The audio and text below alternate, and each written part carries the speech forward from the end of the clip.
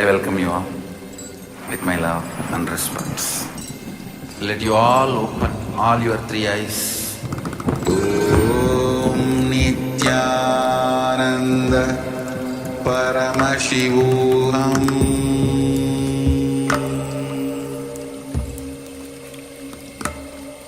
Om Nithyananda Paramashivoham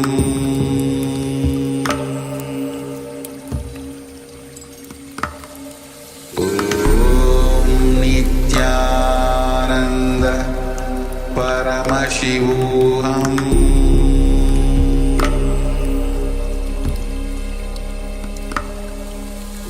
Om Nithyananda Paramashivoham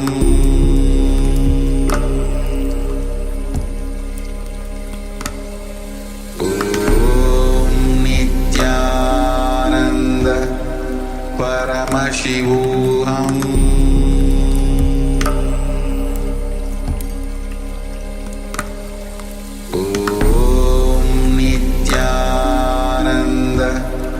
Paramashivoham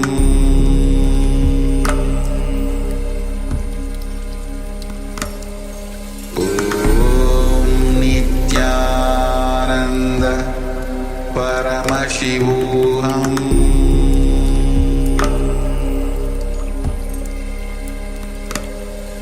Om Nithyananda Paramashivoham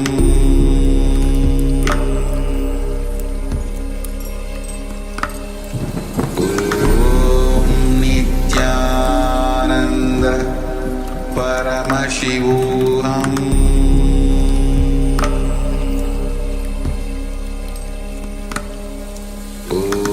Om Nithyananda Paramashivoham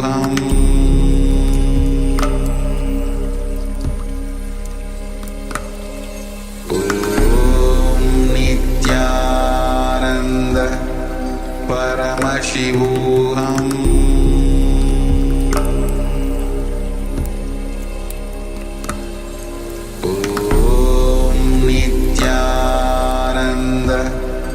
Paramashivoham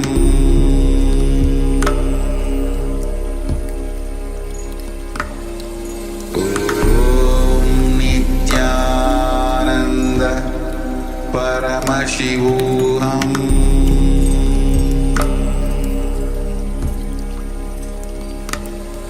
Om Nithyananda Paramashivoham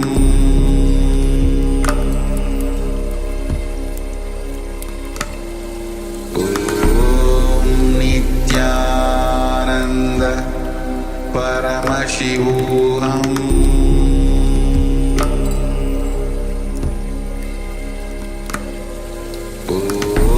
Om Nithyananda Paramashivoham Om Nithyananda Paramashivoham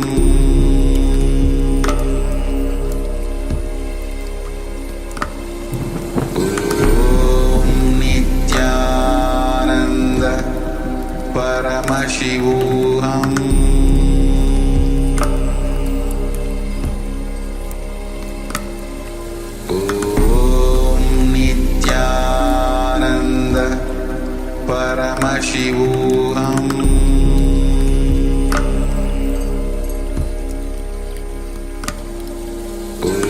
Om Nithyananda Paramashivoham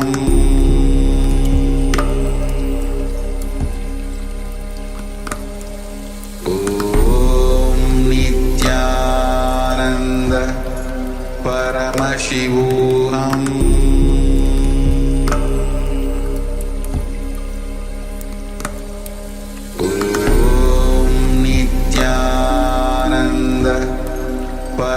Paramashivoham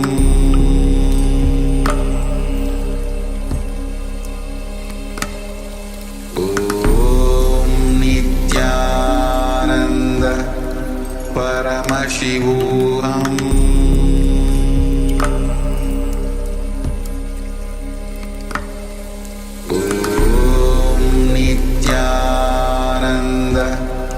Paramashivoham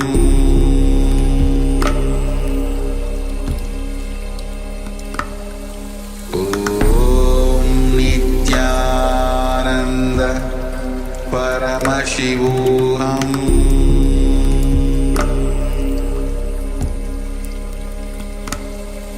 Om Nithyananda Paramashivoham Paramashivoham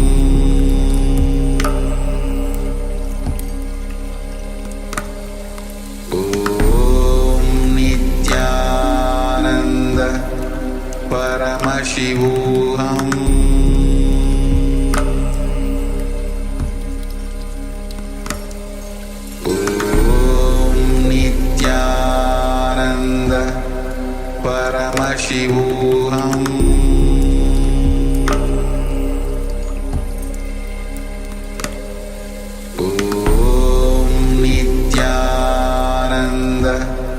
Paramashivoham Om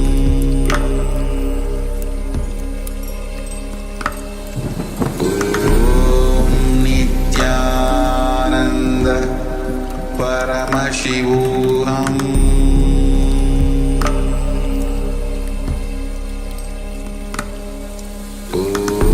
Om Nithyananda Paramashivoham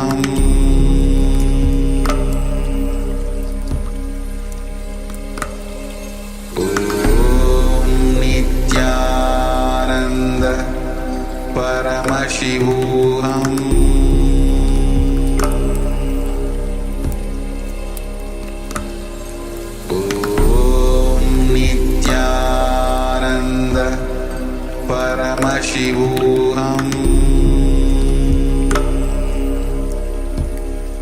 Paramashivoham Om Nithyananda Paramashivoham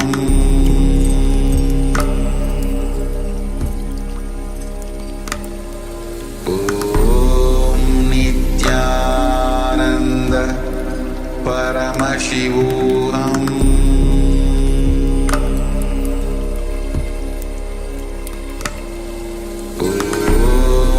Nithyananda Paramashivoham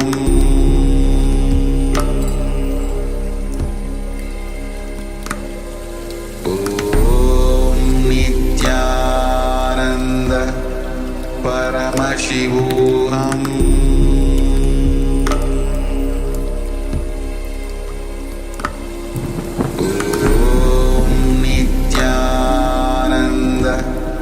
Paramashivoham Om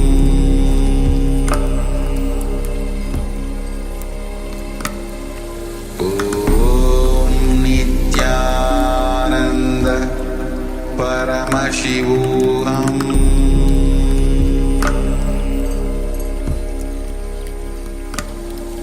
Om Nithyananda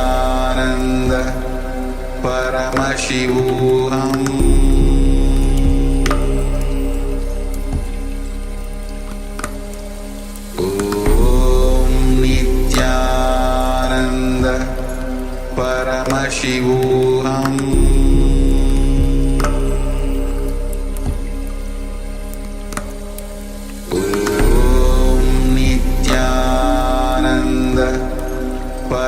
Paramashivoham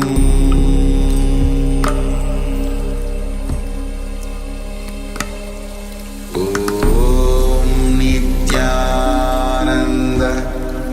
Paramashivoham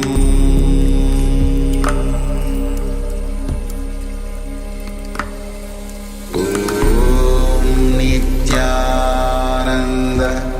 Paramashivoham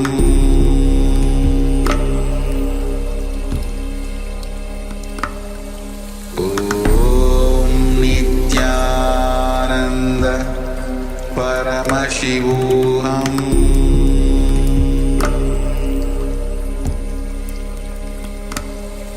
Om Nithyananda Paramashivoham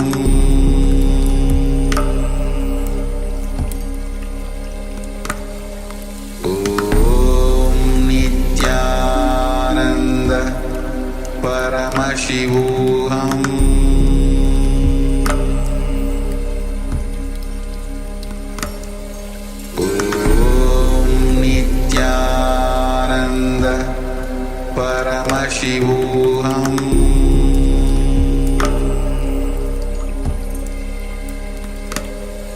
Om Nithyananda Paramashivoham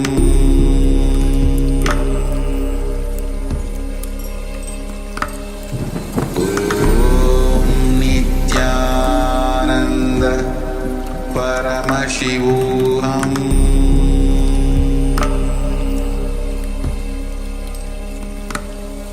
Om Nithyananda Paramashivoham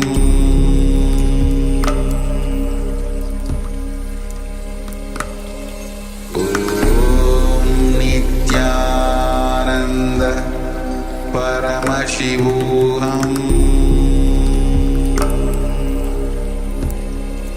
Paramashivoham Om Nithyananda Paramashivoham Om Nithyananda Paramashivoham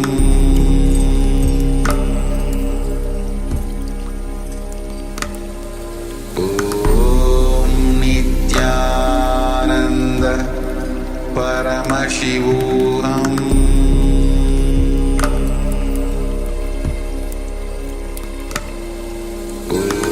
Om Nithyananda Paramashivoham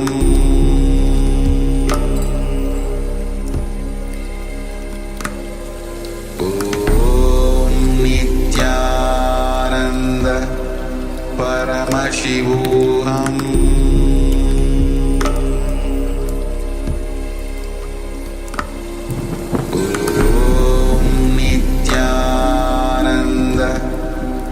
Paramashivoham Paramashivoham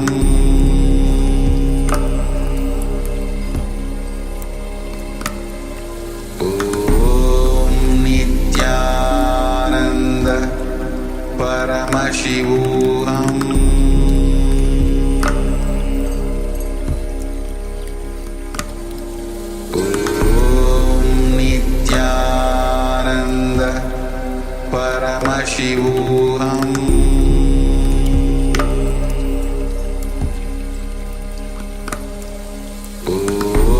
Om Nithyananda Paramashivoham Paramashivoham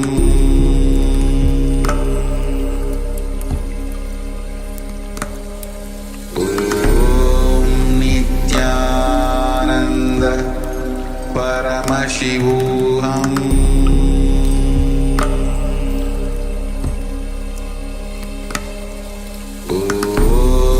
Nithyananda Paramashivoham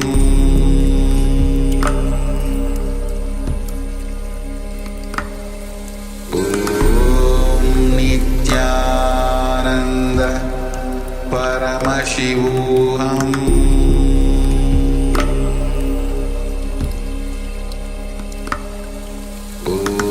Om Nithyananda Paramashivoham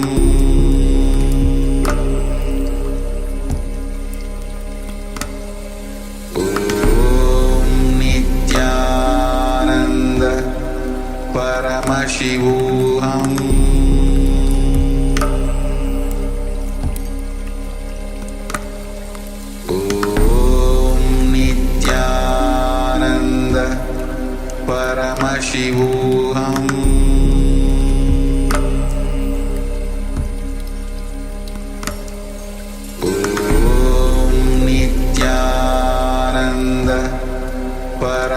Paramashivoham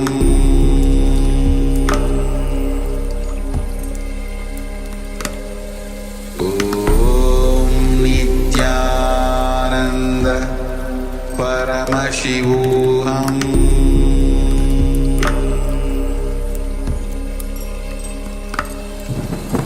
Om Nithyananda Paramashivoham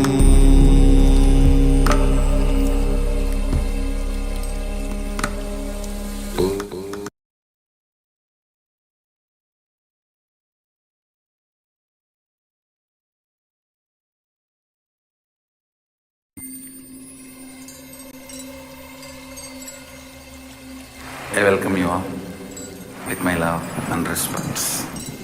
Let you all open all your three eyes. Om Nithyananda Paramashivoham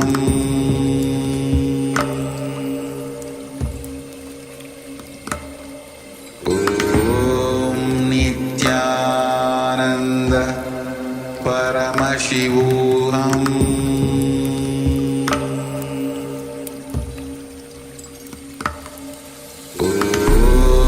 Nithyananda Paramashivoham.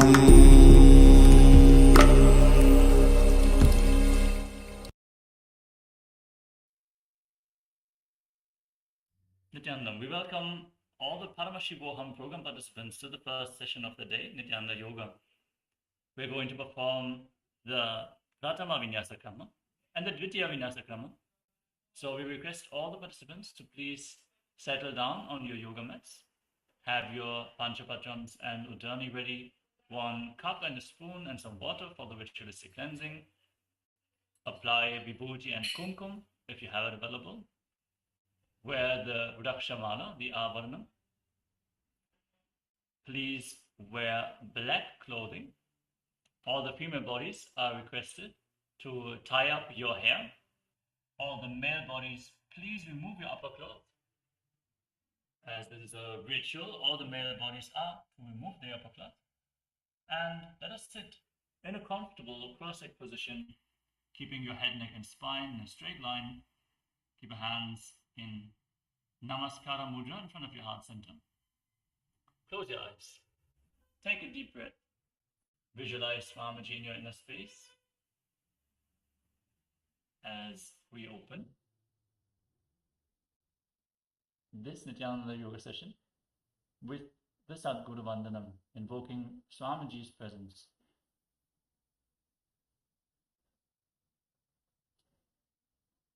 Nithyanandam Paramasukadam Kevalam Jnanamurtim Dvandvaditam Gagana Sadrusham Tattvamasyadi Laksham Ekam Nityam Vimalamacharam Sarvadi Sakshi Bhutam Bhavatitam Trigunarahitam Sadgurum Tam Namami. Next, we are going to invoke Paramashiva's presence by chanting the Shiva Mula mantra. Om Ham Ham Shivaya Namaha 11 times. Please follow along internally. Om Ham Ham Shivaya Namaha. Om Ham Ham Shivaya Namaha. Om Ham Ham Shivaya Namaha. Om Ham Ham Shivaya Namaha. Om Ham Ham Shivaya Namaha. Om Ham Ham Shivaya Namaha. Om Ham Ham Shivaya Namaha. Om Ham Ham Shivaya Namaha. Om Ham Ham Shivaya Namaha. Om Ham Ham Shivaya Namaha.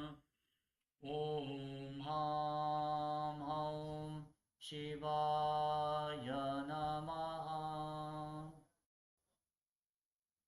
Next, we are going to perform the Tadvachamanam, the ritualistic cleansing. Now, take your Panchapatram and Udani.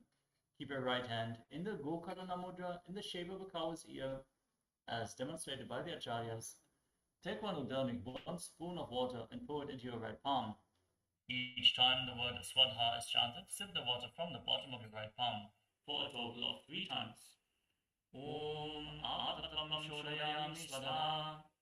Take another Udani of water into your hand. Om Vidyadattvam Shodayami Swadha. Take another Udani of water into your hand. Om Shivadattvam Shodayami Swadha. Now wash your right hand with the water from the Panchavattam and wipe your lips twice with the bottom of your right thumb. Om Ham Hridayaya Namaha. Wash your hand again. Now with index, middle and ring fingers joined together, touch above the upper lip and below the lower lip. Then wash your hand again. With your index fingers, with the index finger and thumb joined together, touch your right nostril and the left nostril. With your ring finger and thumb, touch your right eye, your left eye, your right ear and the left ear. Then wash your hand again. With your little finger and thumb joined together, touch your navel, your right chest, your left chest, and with all the fingertips joined together, touch the crown of your head, the right shoulder, the left shoulder, and your heart center. Wash your hand once more. And now clasp the right hand over the left. Place both hands on the right thigh and set a sankalpa. Make a conscious resolution. Take a moment and figure out exactly what is it that you want to manifest today. As this ritual of Nithyananda Yoga empowers you to manifest what you want into reality through intensity and will persistence. Hold this visualization intensely as we chant the Sankalpa mantra. Om Mamopata Samasta Duritakshayadvara Bhagavat Shri Nithyananda Paramashiva Prityatam Shri Nithyanandeshwari Paramashiva Shakti Sameta Shri Nithyanandeshwara Paramashiva Prityatam Cha Adya Purvokta Evam Guna Visheshena Vishishtayam Asyam Shupaditau Purna Arokya Yukta Jadagata Yogika Sharira Sityatam Paramashiva Shakti Avishkaranartam Nithyananda Yoga Vyasam Karishye. Now wash your right hand once more. Om Ava Upasprishya. And then keep your Panchapatram and the Dharani out of harm's way so we can safely enter into the first asana of this sequence. We welcome all the Zoom room participants. And whether you're able to join us for the yoga session or not, welcome. If you have any questions or doubts about any of the components, please let us know so we can give you personal guidance.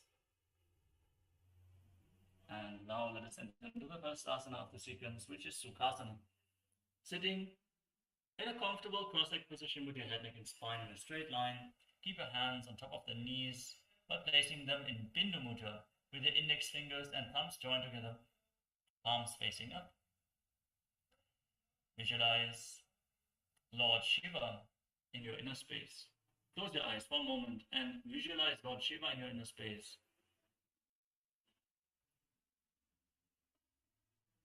Inhale deeply into your navel region.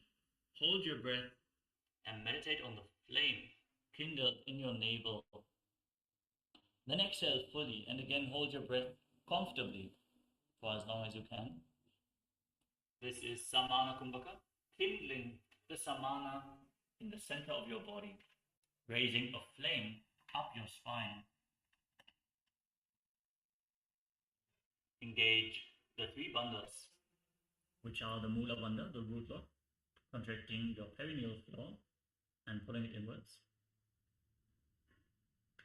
The Uddiyana bandha, the abdominal lock, engaging your muscles above and below the navel and intensely pulling your stomach in and up towards your spine.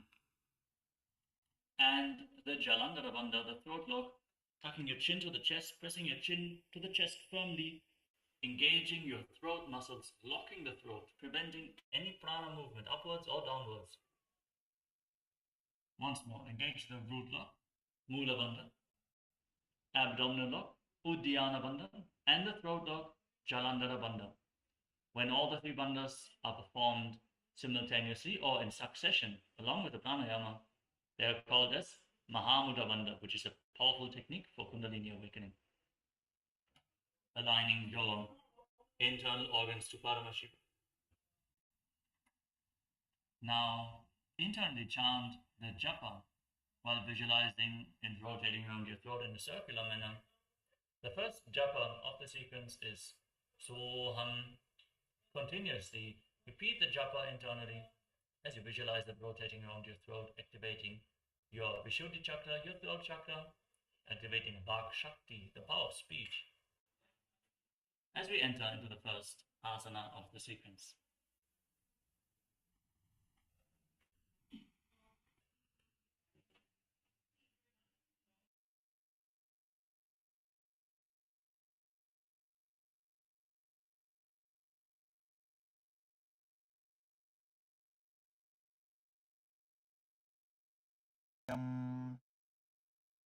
Parvatasana. The next asana is Paramashivoham. Now place your feet on top of opposite thighs. Sit in Padmasana, the lotus posture. Now join your palms in Anjali Mudra and raise your arms up straight above your head. Straighten your elbows. Again engage Mahamudra Bandha, root lock, abdominal lock and throat lock, all the bandhas.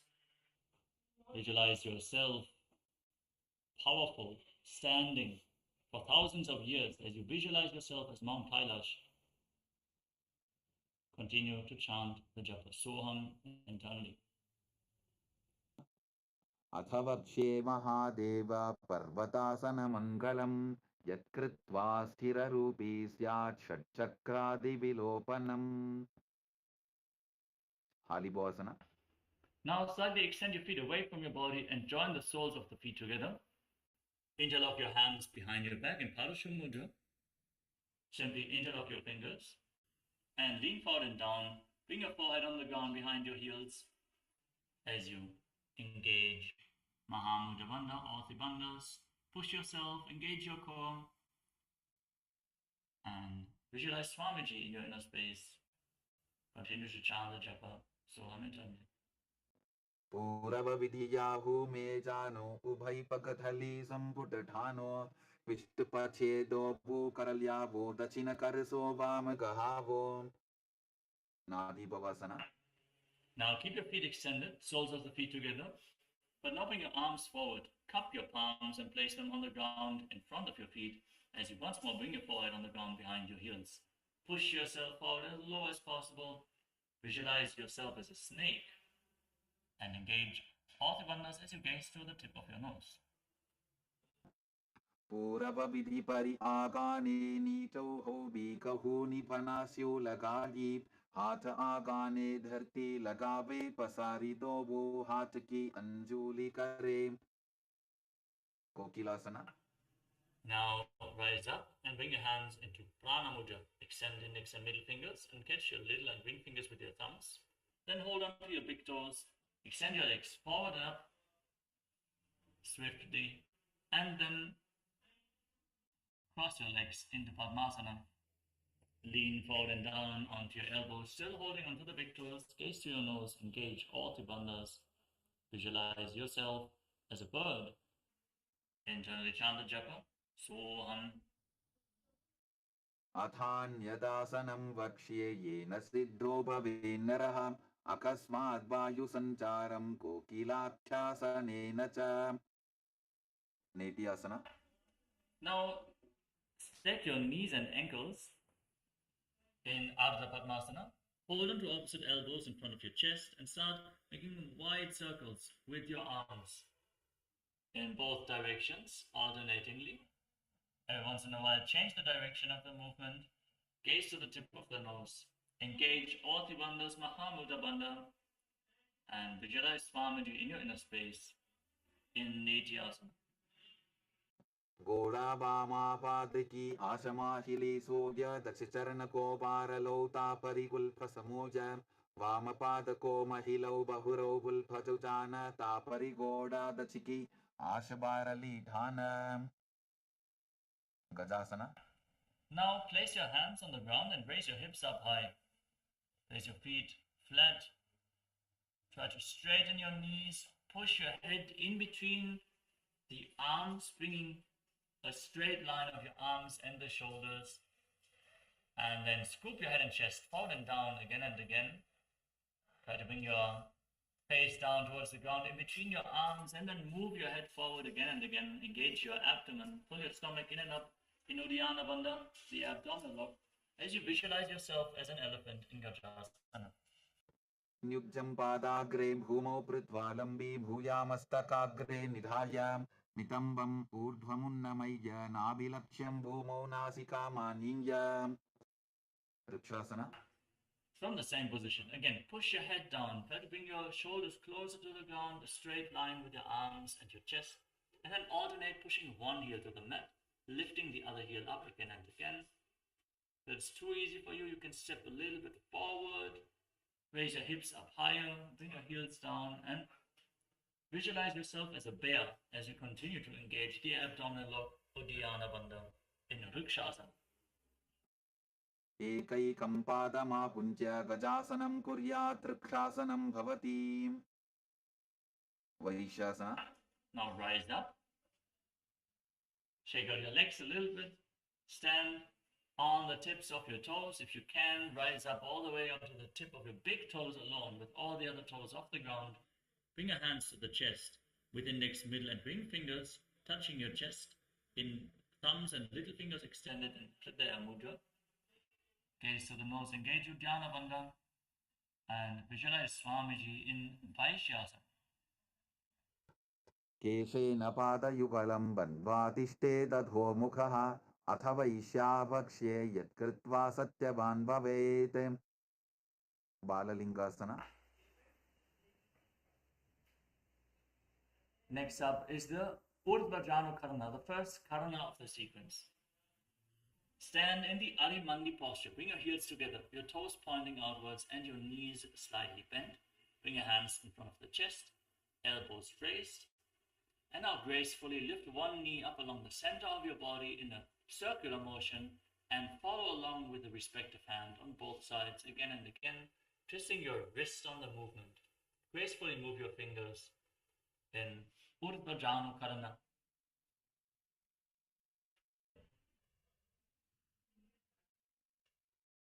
Relax. We're moving on to Bala Lingasana. Now standing on the left leg, bring the right knee up towards your chest and your hands in Sarva Shankari Mudra, interlocking your fingers from the outside in and then pulling the knee towards your chest. Push your hips forward. Try to stand stable. Find a drishti point, an external point for balance to support you. If you can find a small object or an ornament, something to focus your gaze on, bring stability to your inner space. Reduce the number of thoughts. Breathe calmly and deeply. Engage Mahamudra Bandha and visualize yourself holding a baby in Bala Lingasana. एकं जानुपुरसि आलिङ्ग्य स्थातव्यं बाललिङ्गनं भवति. पादपीडनासना. Now bring the right foot behind towards your buttocks with both hands interlocked in Parashu Mudra.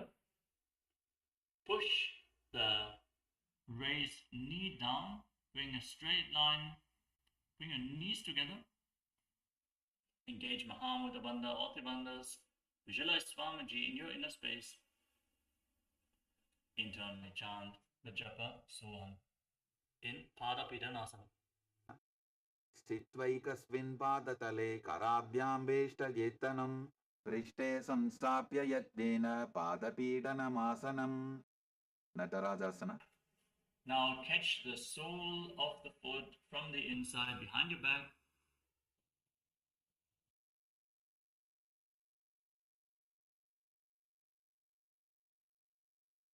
Then kick the leg back and up. Extend the other arm forward with your hand in Bindu Mudra. Again, focus on the drishti point. Hold the balance and visualize yourself dancing as Lord Nataraja in Natarajasana. उत्तानपादं क्रौञ्चं च मरीचिं वीरभद्रकं नटराजं त्रिकोणं च सुप्ताण्डुष्टप्रसारणे. बाललिङ्गासना. Now let us repeat all the three asanas on the other side. Now raise your left knee up towards your chest, encircle it with your hands in Sarva Shankari Mudra. Bring intensity into your stance. Engage all the bandhas.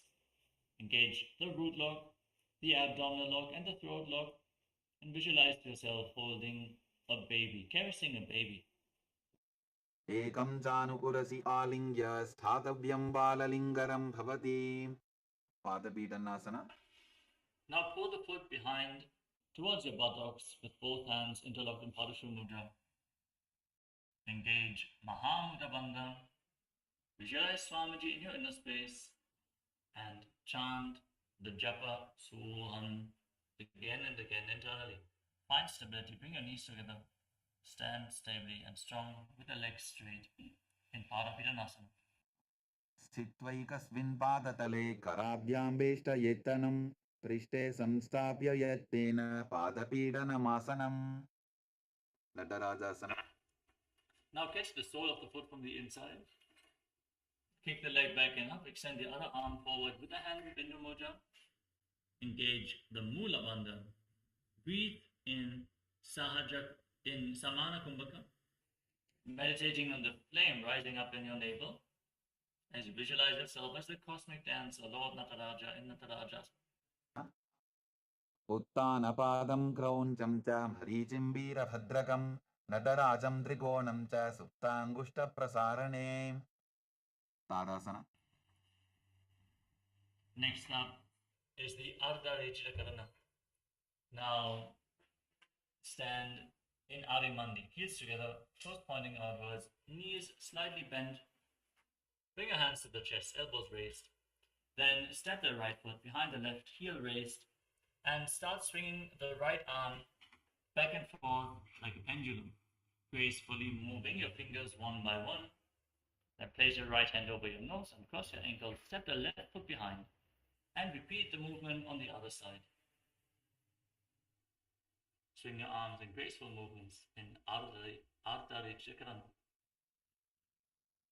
Moving on to the skeleton dance. Now, visualize yourself as a skeleton as you start shaking your body intensely. Move every single bone of your body as you hold the visualization that you are mere bones. There's no muscles, no tissue, no skin, just bones. Shake every single bone of your body.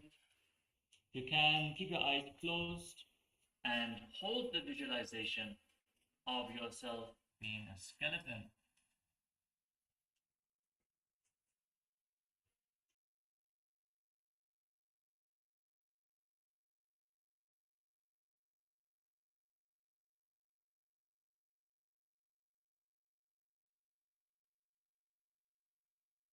Shake, shake, shake.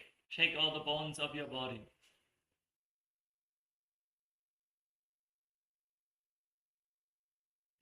And relax. Keep your eyes closed for a moment. Breathe calmly and deeply. Bring awareness into every single part of your body.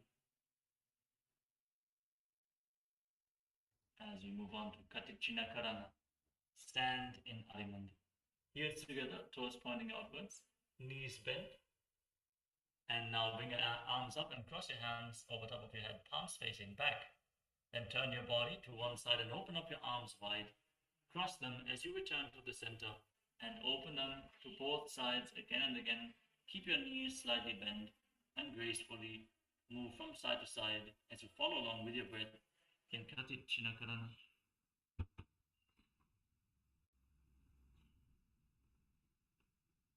Relax. Now we'll move on to Tadasana.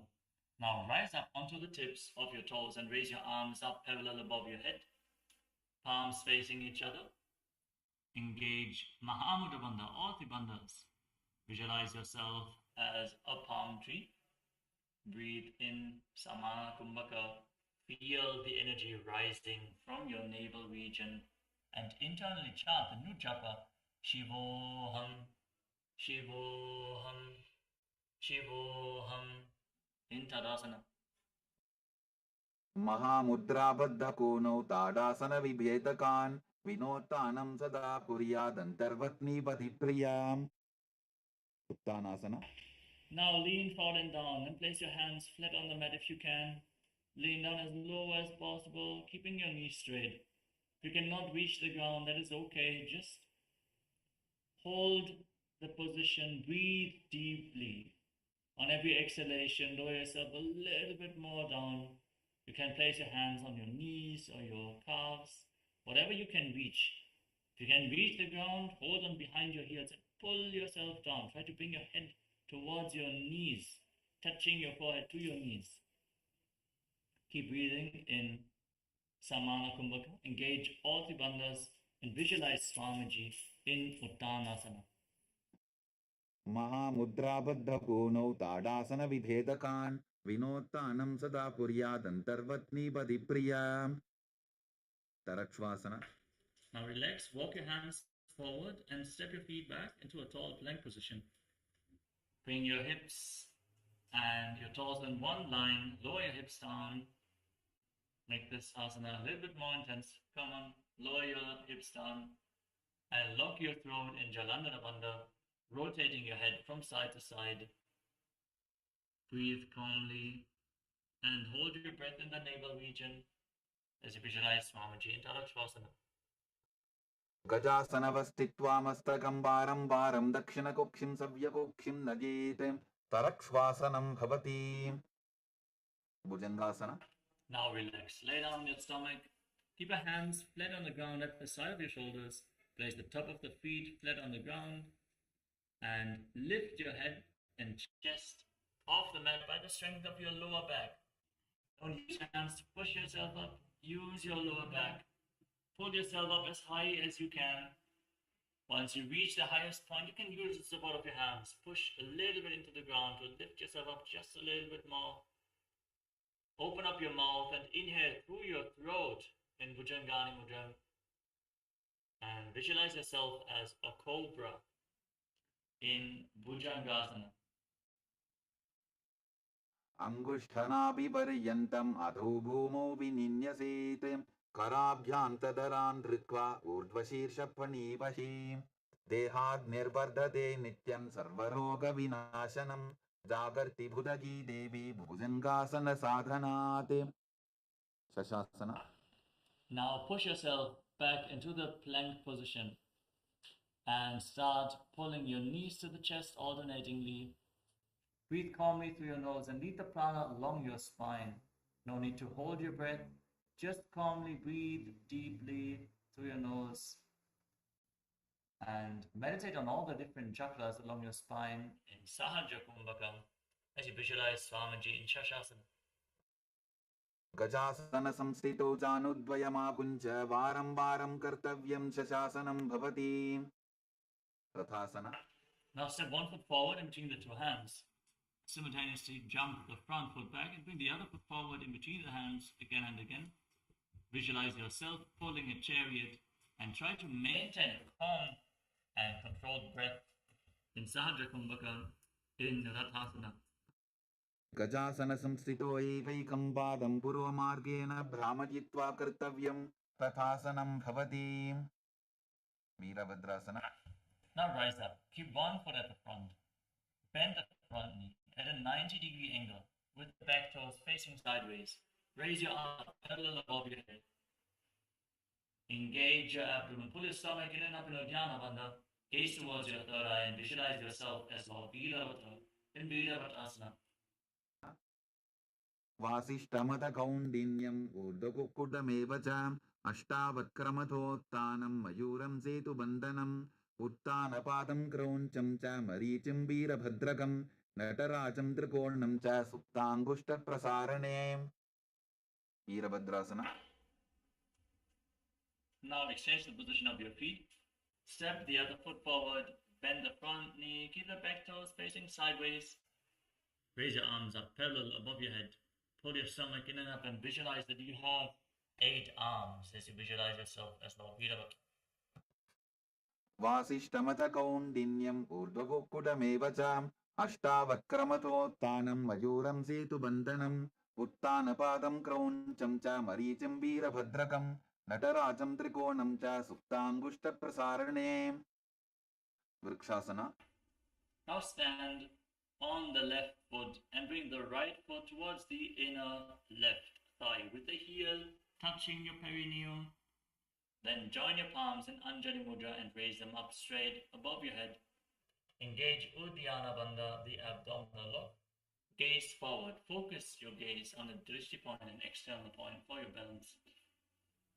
Stand stably, deeply rooted like a banyan tree as you visualize yourself as a tree. In Vrikshasana, the tree pose, internally chant the japa Soham, Shivoham. वामोरुमूलदेशे च यां यं पादं विधार्यतु तिष्ठेत्तु वृक्षवद्भूमौ वृक्षासनमिदं विदुः. गव्यासना. Now bring the raised foot on top of the opposite hip. Bring your knees as close together as possible. Push the knees together. Keep the standing leg straight as much as possible and join your hands in Namaskara Mudra in front of your heart center. Visualize having big wings on your back.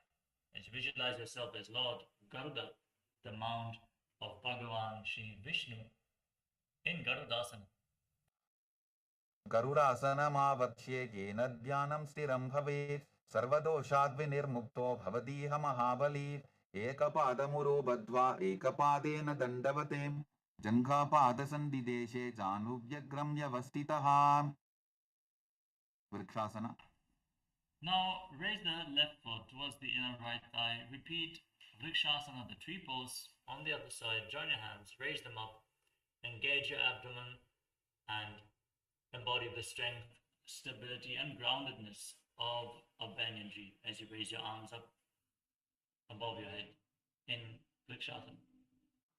वामोरुमूलदेशे च याम्यं पादं निधायतु तिष्ठेत्तु वृक्षवद्भूमो वृक्षासनमिदं विदुः garudasana. Now bring the wrist from the opposite hip and your hands in front of your heart center in Namaskara Mudra. Visualize huge wings on your back, visualizing yourself as Lord Garuda and Garudasana on the other side. गरुडासनमावक्ष्ये येन ध्यानं स्थिरं भवेत् सर्वदोषाद्विनिर्मुक्तो भवतीह महाबली एकपादमुरो बद्ध्वा एकपादेन दण्डवते जङ्घापादसन्धिदेशे जानुव्यग्रं व्यवस्थितम् trikonasana. Now step one foot forward and the other foot far back with your back toes facing sideways. Now extend your arms out parallel to the ground and lean forward and down, placing one hand by the front foot, the other arm pointing up straight to the sky. Rotate your chest. Bring your arms in one line. Gaze up along the raised arm and visualize yourself as a triangle in Trikonasana, the triangle pose. उत्थानपादं क्रौञ्चं च हरीचिं वीरभद्रकं नटराजं त्रिकोणं च सुप्तान्बुष्टप्रसारणे trikonasana. Now rise up, keep your arms extended, lean forward and down, rotate your feet as you lean down to the other side, gaze up along the raised arm, visualize yourself as a triangle and internally chant Shivoham in Trikonasana, triangle pose on the other side. उत्थानपादं क्रौञ्चं च हरीचिं वीरभद्रकं नटराजं त्रिकोणं च सुप्ताङ्गुष्ठप्रसारणे. Now stand tall, bring your heels together, toes pointing outwards and knees bent in Adimandali as we move into the next karana of the sequence. Now bring your hands in front of your chest with your palms facing each other. Raise one heel off the ground, stomp the raised heel down, lift the other heel up simultaneously, and exchange the position of your hands in front of your chest, stomping the heels down again and again in Nikuttaka Karana.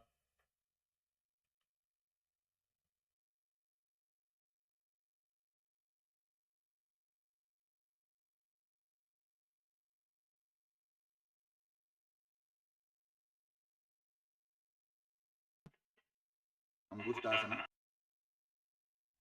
Now squat down, raise your heels off the ground, keep your knees together, and join your hands in front of your chest in Namaskara Mudra. As you visualize Swamiji in your inner space, chant the new japa Sadashivoham and start buzzing like a bee on the inhalation and exhalation in Brahmari Kumbhaka. Start buzzing on the inhalation and exhalation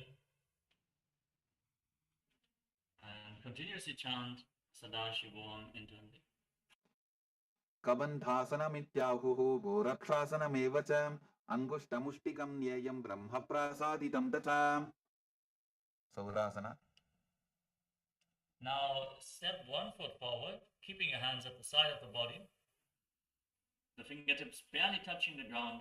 Try to hold the balance, do not rely on your hands, just keep the palms facing forward in Mahamudra. And keep buzzing like a bee in Brahmari Kumbhaka on in and exhalation in Saurasana. प्रसार्यैकं पादतलं संस्थापित्वेकपादकं वितुननासन. Now lean forward and down and catch the big toe of the front foot with your hand in Prana Mudra, index and middle finger wrapped around the big toe. Hold onto the back heel with the other hand and try to bring your forehead to your knee as much as possible. Hold the balance. If you cannot hold onto your heel, you can place your hand on the ground next to your body, or hold onto your ankle, your calf. Balance in Vidunanasana. गुल्फस्थितो पादमेकं प्रसार्य तत्पादाग्रं संस्पृशेत् तत्करेण गुल्फं चान्यं धारयेत् तत्करेण धूनं बेढं चाभ्यसेत् चोभयत्र. Saurasana.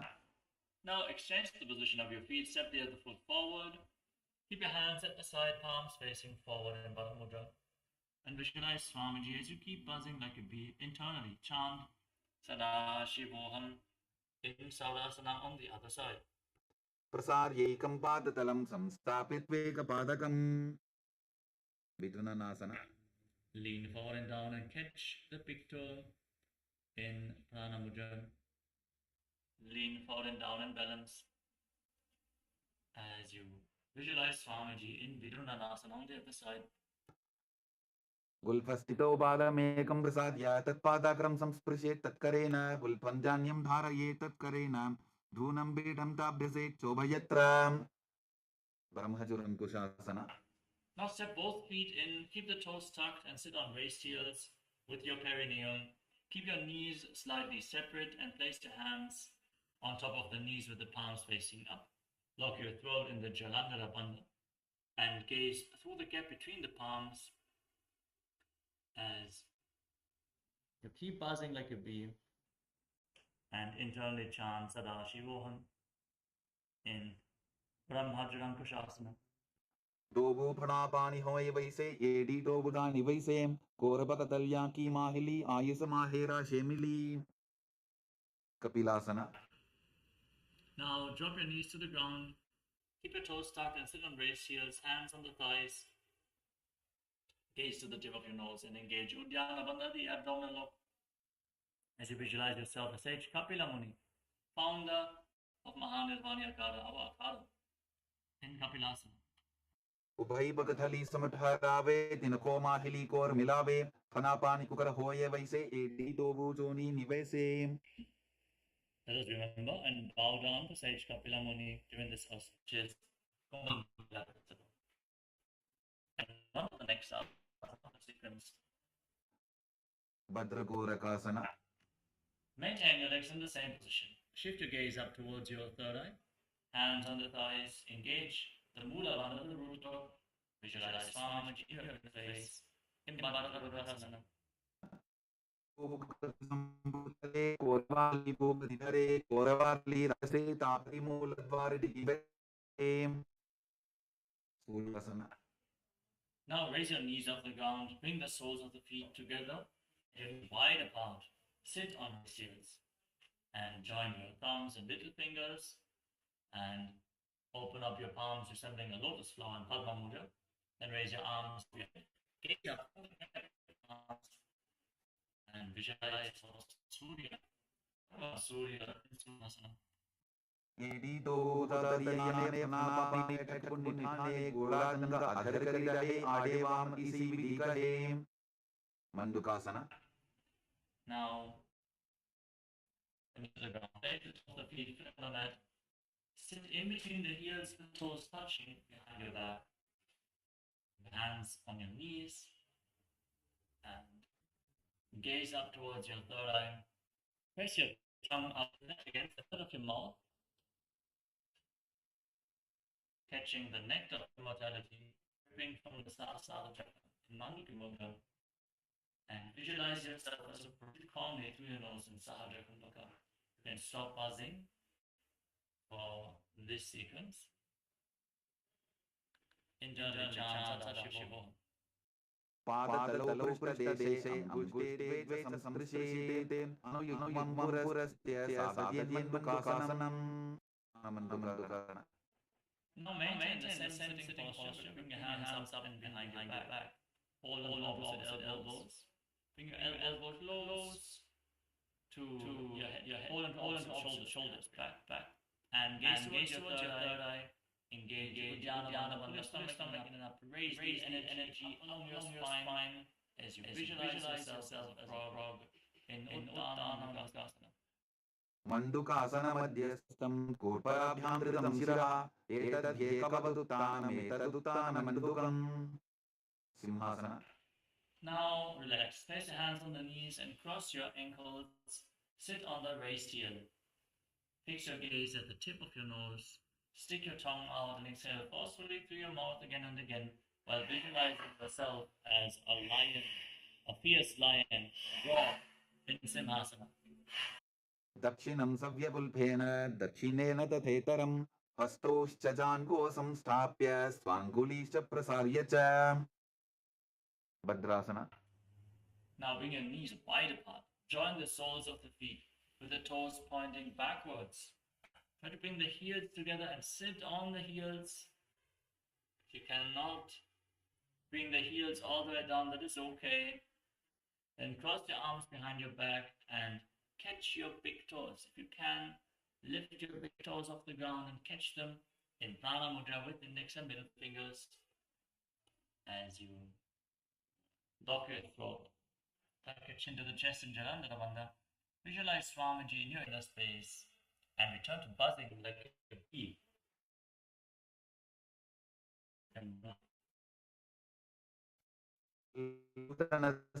युक्रमेण समाहितः पादाङ्गुष्ठौ कराभ्यां च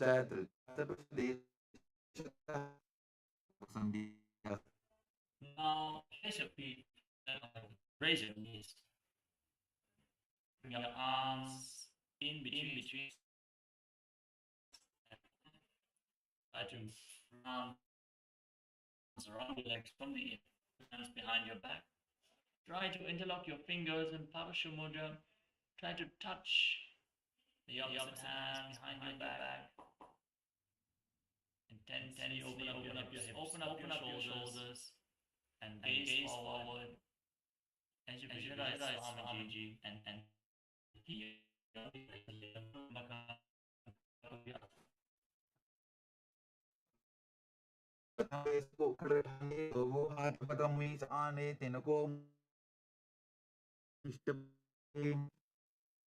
Kaniposana. Relax. Now, mat and bring your knees all the way to your arms. Lean forward. Bring knees into your hips and lean forward. Lift your hips up and hands on your arms, lifting the feet off the ground.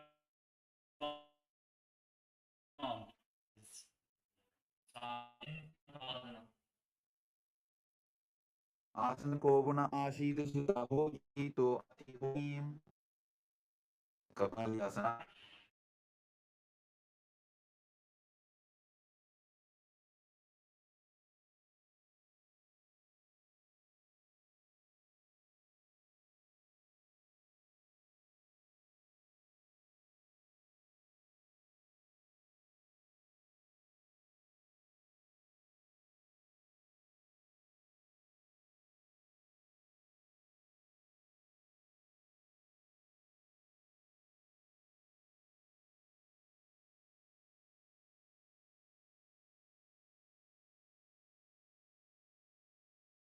Sorry for the technical glitch, we are back. So let us continue as we get ready for the first now of this sequence. It will be on the asana. If you suffer from any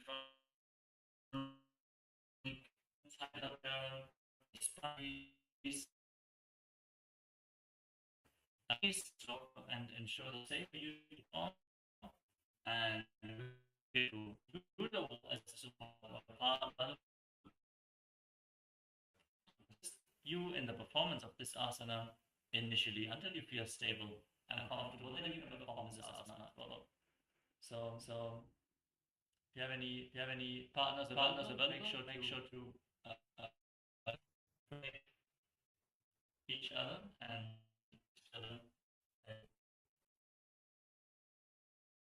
keep your hand like the crown of your head like that, forming triangle between your head and hands. Keep your knees on your elbows. Raise your hips up slowly above the shoulder level. Lift your feet up the ground and extend your legs up straight.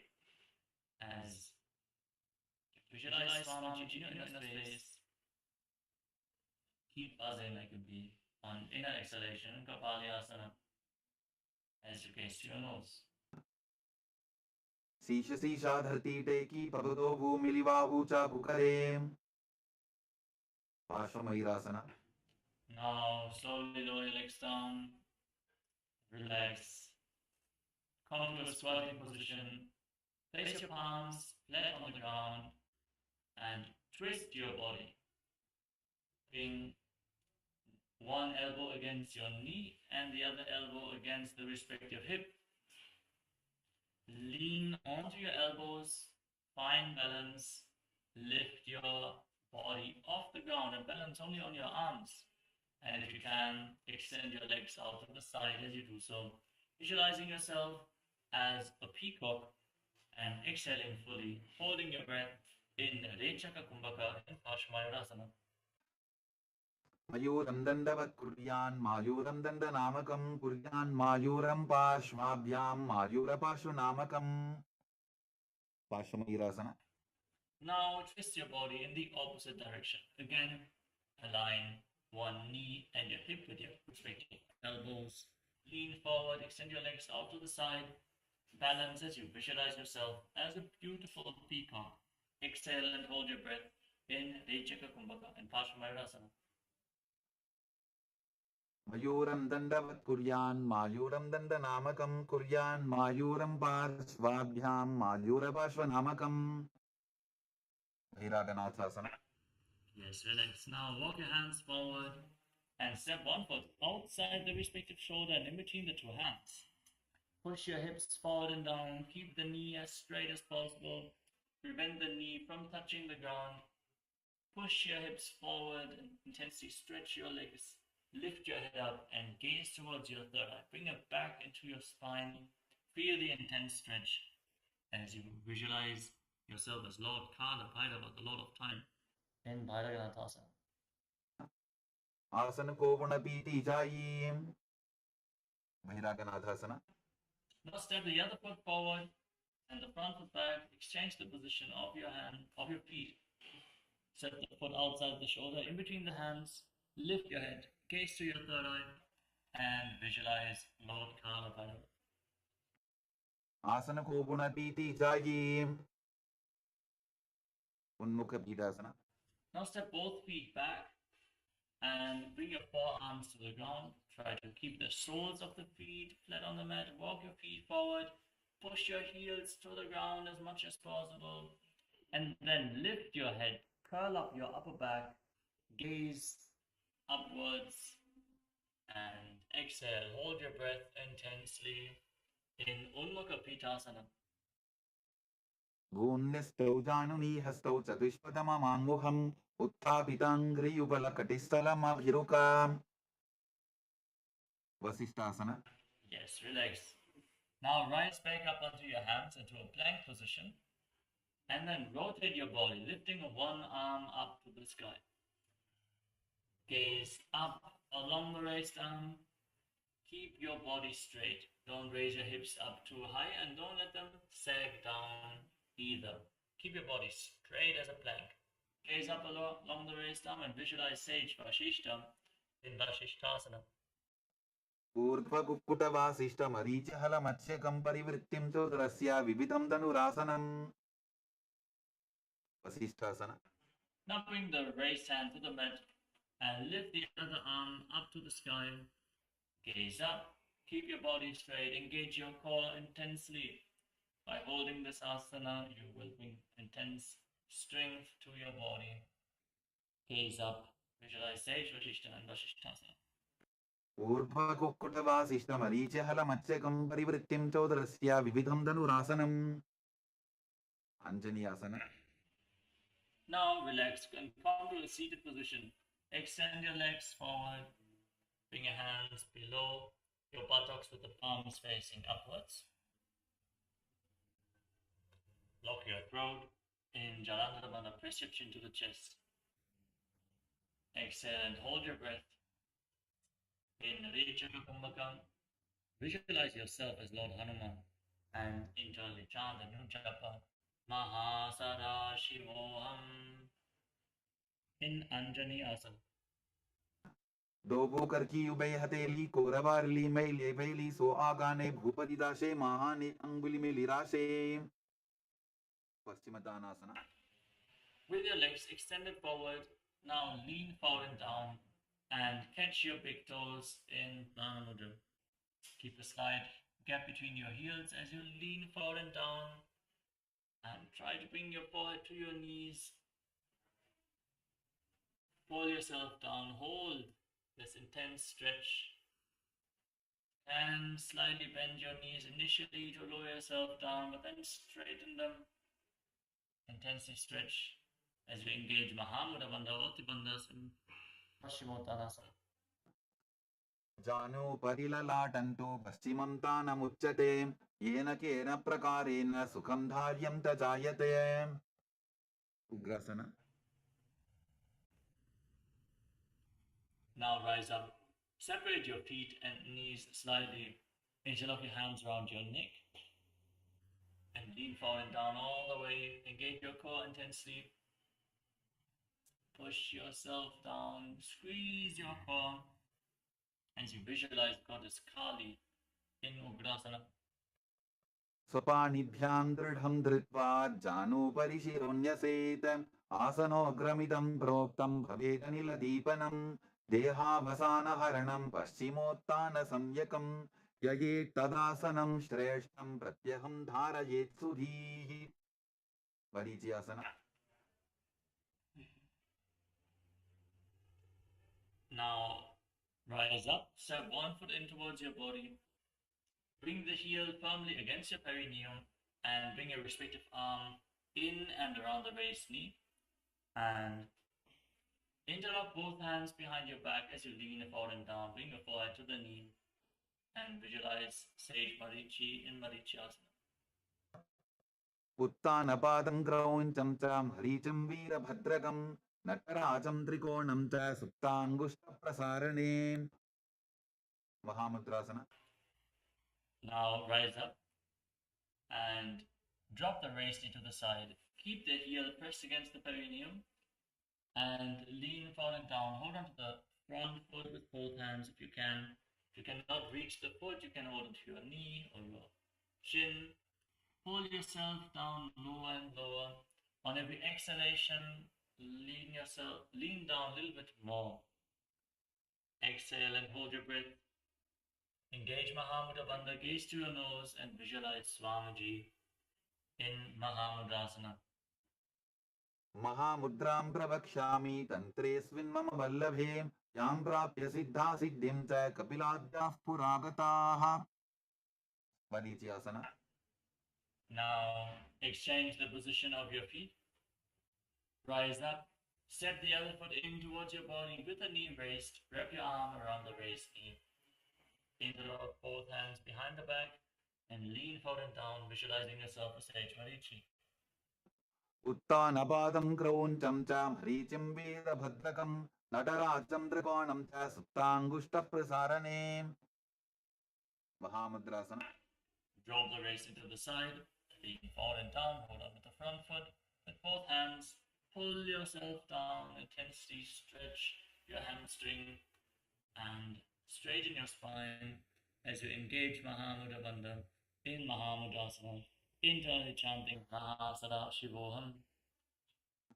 महामुद्रां प्रवक्ष्यामि तन्त्रेऽस्मिन् मम वल्लभे यां प्राप्य सिद्धा सिद्धिं च कपिलाद्याः पुरागताः. भद्रासना. Now rise up. Join the soles of your feet together in front of your body. Interlock your fingers around your toes and pull your feet in towards your body, heels against your perineum. And push your knees to the ground. Try to touch your knees to the mat as you gaze up towards your third eye and visualize Swamiji in Bhadrasana. गुल्फौतवृषणस्याधः सीवन्त्याः पार्श्वयोः क्षिपेत् पादपार्श्वे तु पाणिभ्यां दृढं बद्ध्वा सुनिश्चरम्. वालीपवासना. Now slightly extend your feet away from the body. Keep your toes together and your heels separate as much as possible. Place your hands on the respective knees and lock your throat. Gaze towards the tip of the nose. Visualize Swamiji as you keep exhaling, holding your breath after each exhalation. पूरवजर पिടിച്ചോक കഖ്യോ സോയി വാഹി വിധിച്ചോ കീജെ സോയി യാമേ ഏടി ഭിന്ന ജരാശे अंगुल आठ अंतरो राशे Donyasana. Now bring your feet back in towards your body and hold on to the soles of the feet with all 10 fingers. Lean forward and down. Place your forehead on the ground or on your feet, whatever is possible for you. Lean down as low as possible. If you can, bring your chest against your feet. Fold yourself up nicely as you visualize Yoni Mandala, the visual representation of Devi Paramashivoham Shakti in Joni Mudrasana. दोगो बगदली संपुट करे AD mail के ढिंग दरे अर्ध हाथ को अंतर राशि लीलाट बकचलिया उपरदाशे मिटकी पवसना. Rise up, extend your feet away from the body, heels together, toes apart. Extend your arms out to the side and lean forward and down, placing your forehead on the ground behind your heels. As you gaze to the nose and visualize Swamiji in your space. पूरव विधिपति पगथली संपुट शोल एडी मिली राशे सिद्ध समाधि आसना. Now again, bring your feet in towards your body with the toes together and heels wide apart as much as possible. Scoop your hands below the shins, palms facing up, and bring your face towards the ground, your toes against your throat, and visualize Surya Bhagavan in your inner space in Siddha Samadhi Asana. दोगो बगदली संपुट करे 16 मेढ़ आगा मेधरे अंगुल 8 अंतरो राशे AD को ऐसे विदिराशे चिन्ह की पवसना. Rise up, free your arms, bring your heels against your perineum, and hold on to the feet, opening them up like a book, placing the back of your hands on the mat and pressing your elbows onto your thighs.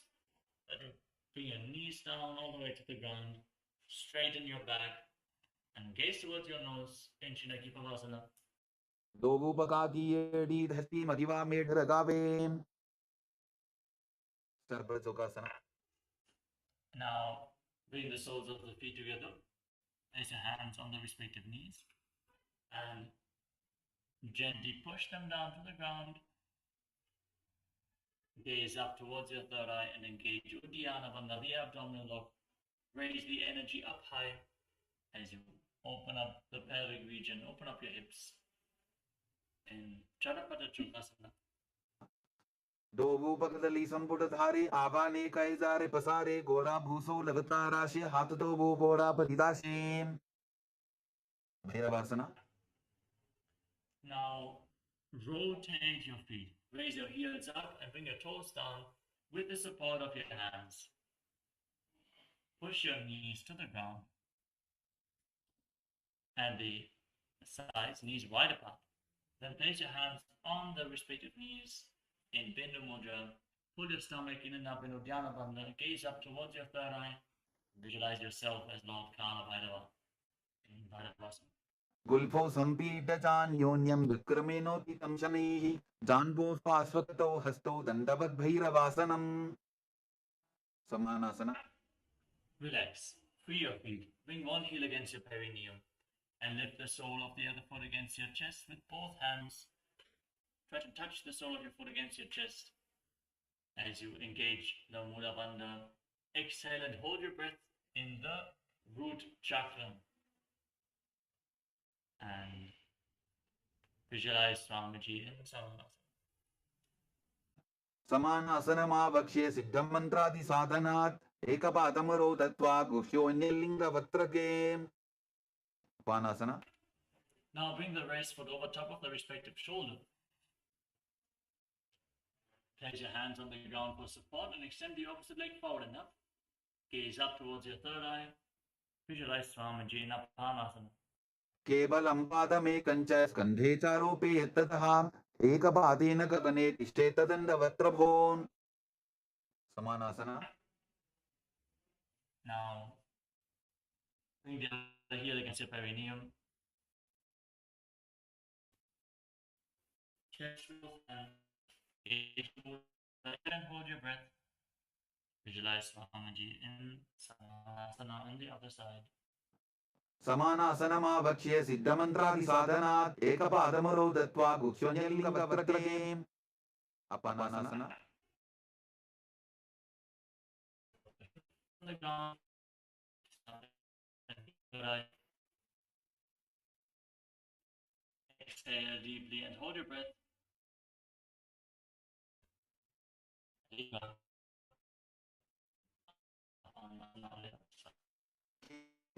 स्कन्धेतारोपे यत्ततः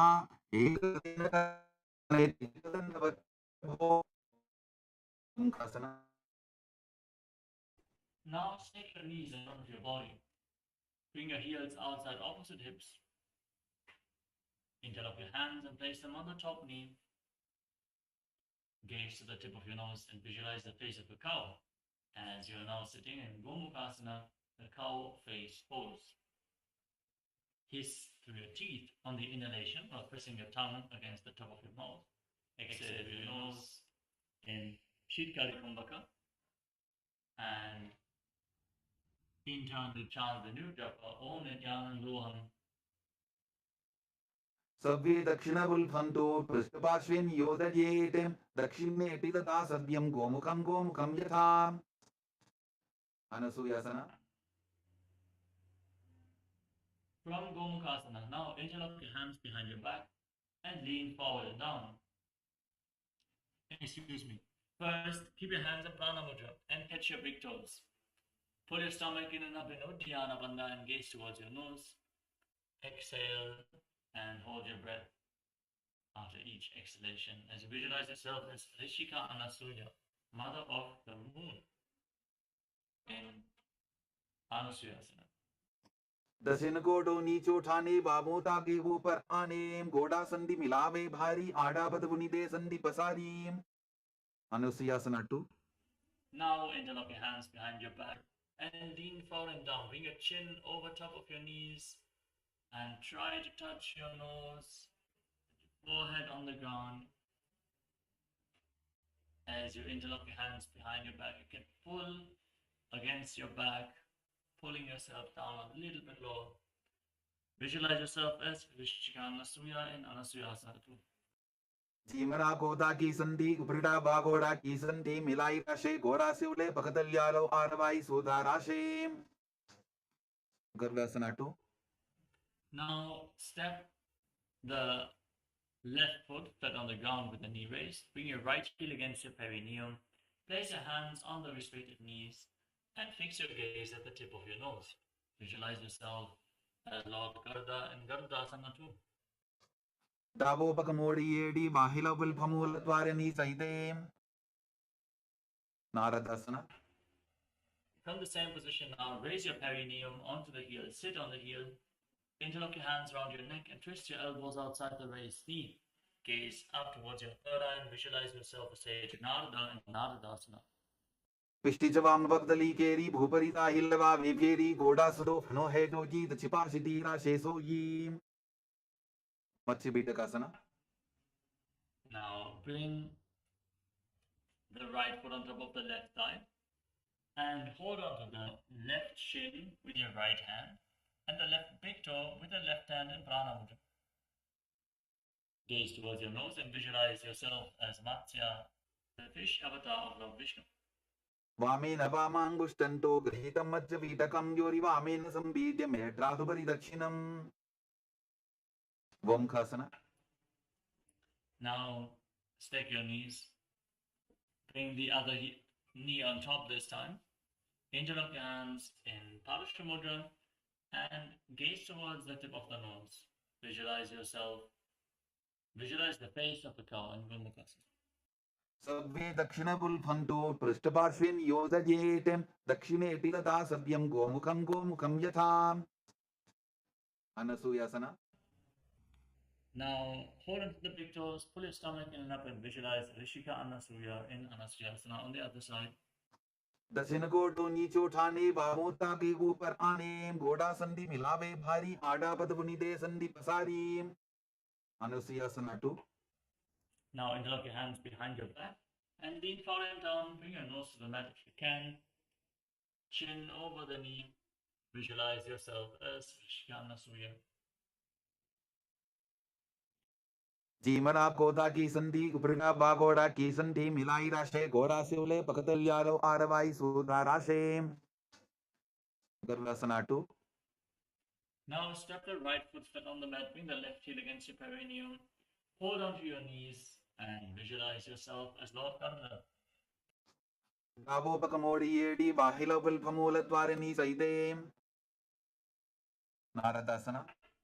Now sit on the heel, interlock your hands around your neck and twist your elbows outside the raised knee. Gaze to your third eye and visualize yourself as Nithyananda. Pishtijavam Bagdali Keri Bhuparita Hilava Veviri Goda Sudo No Hejogi Chipashiti Rashe Soyi Machibitakasana. Now place your left foot on the right thigh, hold onto the right shin with the left hand, and to the right big toe with the right hand of Mahamudra. Gaze to your nose and visualize Matsyavatara. Vamena Vamangustanto Grihita Majjavitakam Yori Vamena Sambidya Medratupari Dakshinam Matsendrasana. Now keep the left foot on the right thigh and raise the right knee. Twist your left elbow outside the raised knee and bring your left hand to the neck. Bring the right hand on the ground behind you and twist your spine intensely. Gaze up towards your third eye and visualize Sage Matsyendrasana, the master of Hatha Yoga, in Matsyendrasana. उदिरं पश्चिमाभासं कृत्वा तिष्ठति यत्ततहानं गाङ्गं वामपादं हि दक्षतानुपरिन्यसेत् Ubasana. With the left elbow twisted outside the raised knee, extend your left arm all the way to the foot, holding onto the big toe in Mahamudra, placing the right hand on the respective ear. Turn backwards, gaze up towards your third eye and visualize yourself as a camel in Kubasana. आसन को गुण झोलो जाए Matsyendrasana 2. Now place your right hand on the ground behind you and maintain this posture. Visualize Sage Matsyendrasana. Matsyendrapitham dharapadityam pratandarapandarlakhandanastram abhyasata kundalini prabodham dandasthiratvam hidadati pumsam Matsyendrasana.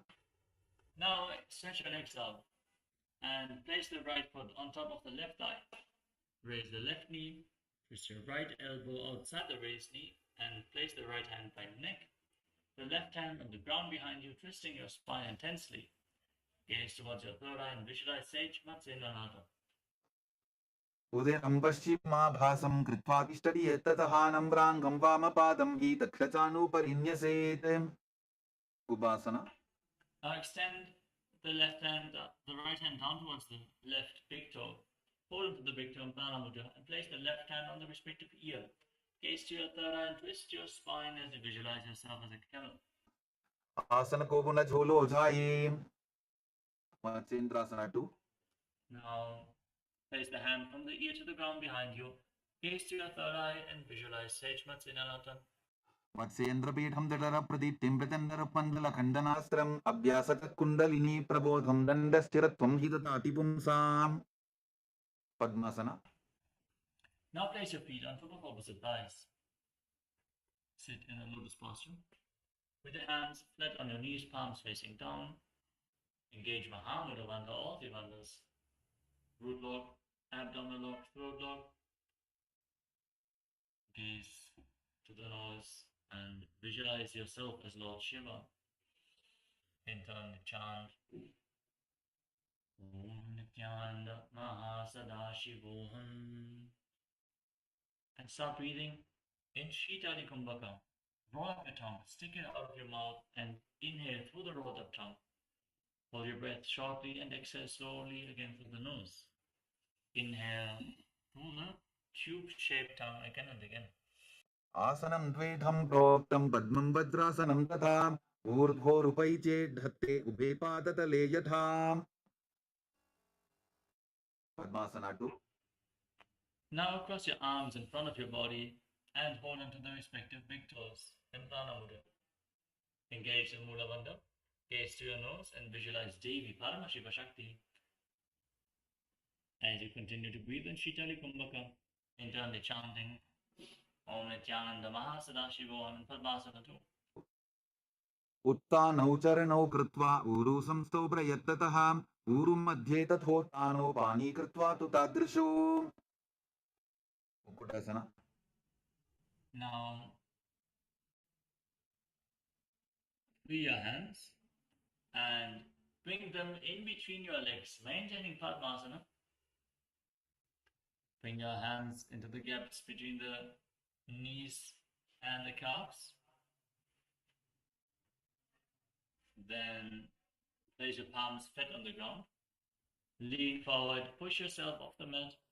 Breathe calmly through your nose in Sahaja Kumbhaka and visualize yourself as a rooster in Kukkutasana. पद्मासनं संस्थाप्य नान्वोरोरन्तरे करो निवेश्य भूमावासिष्ठे व्योमस्थः कुक्कुटासनः. बद्धकेत्यासना.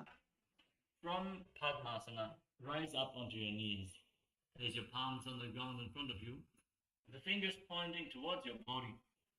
Bend your elbows and bring them close against your navel. Engage your core intensely. Lean forward and down. Find balance and lift your knees off the mat. Balance in Bandha.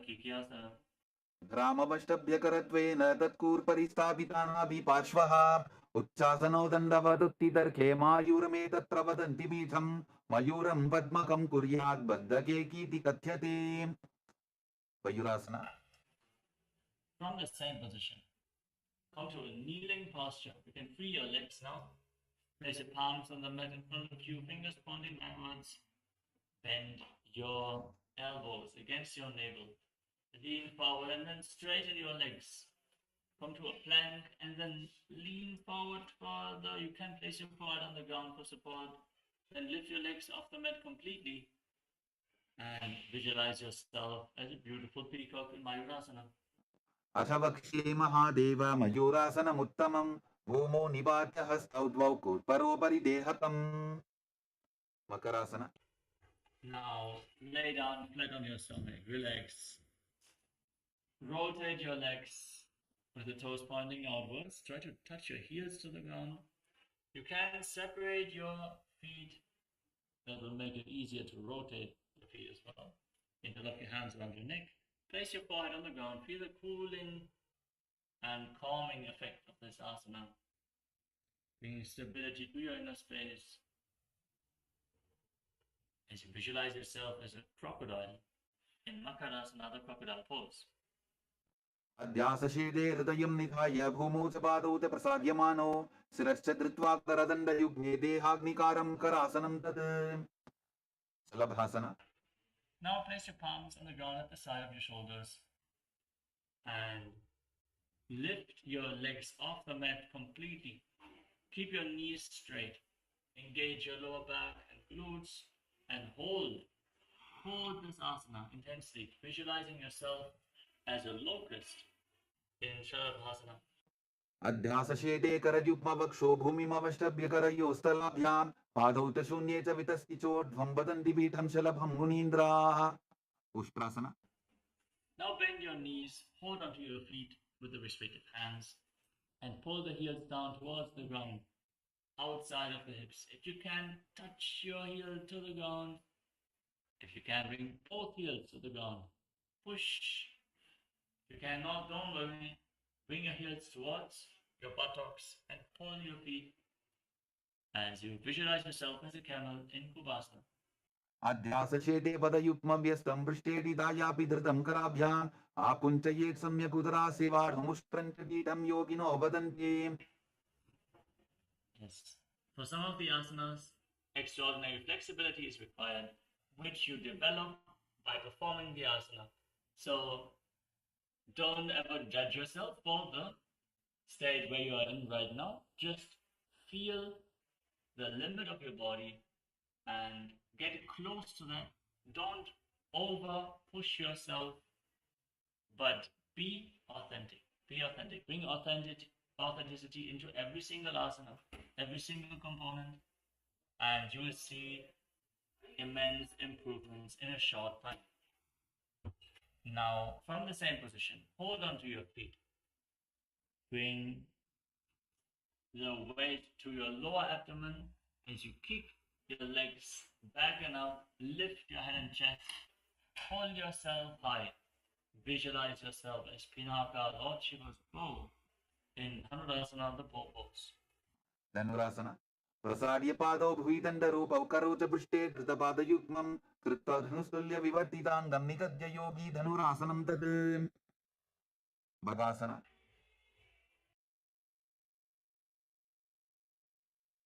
Now relax and come to a kneeling position with the heels outside the hips, toes touching behind your back.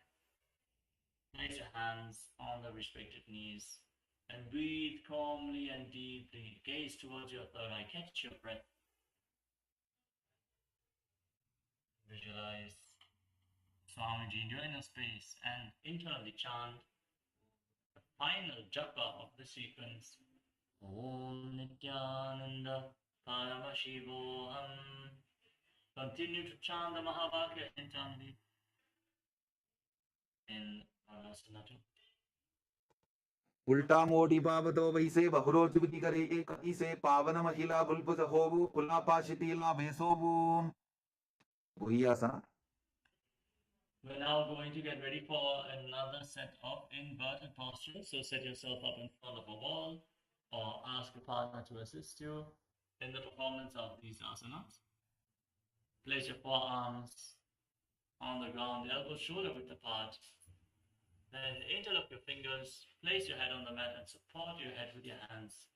Raise your hips, straighten your legs. Walk your feet forward until your hips align with your shoulders. You'll find the tipping point where you basically lift your feet off the ground automatically. Then keep your knees bent and pull them in firmly towards your chest. Try to touch your knees against your chin. Squeeze your body into a ball intensely. Very intense asana, Gohi asana. दोवो हाथ की कहुनी जोगी पनिह कलाई जाने दोई shirshasana Now, from Gohi asana, extend your legs up straight into Shavasana, the headstand. Take the support of a wall, and yes, if you lose balance, just tuck in your chin and roll over. Just tuck in the chin and roll over as you extend your legs up straight. Breathe calmly through your nose. Om Nithyananda Paramashivoham Level. विपरीतं मण्डलं च द्विधैव विदितं हिनः दण्डासनं दिदा प्रोक्तं विपरीतोपवेशने कोड्यासना Gently lower your legs down to the ground.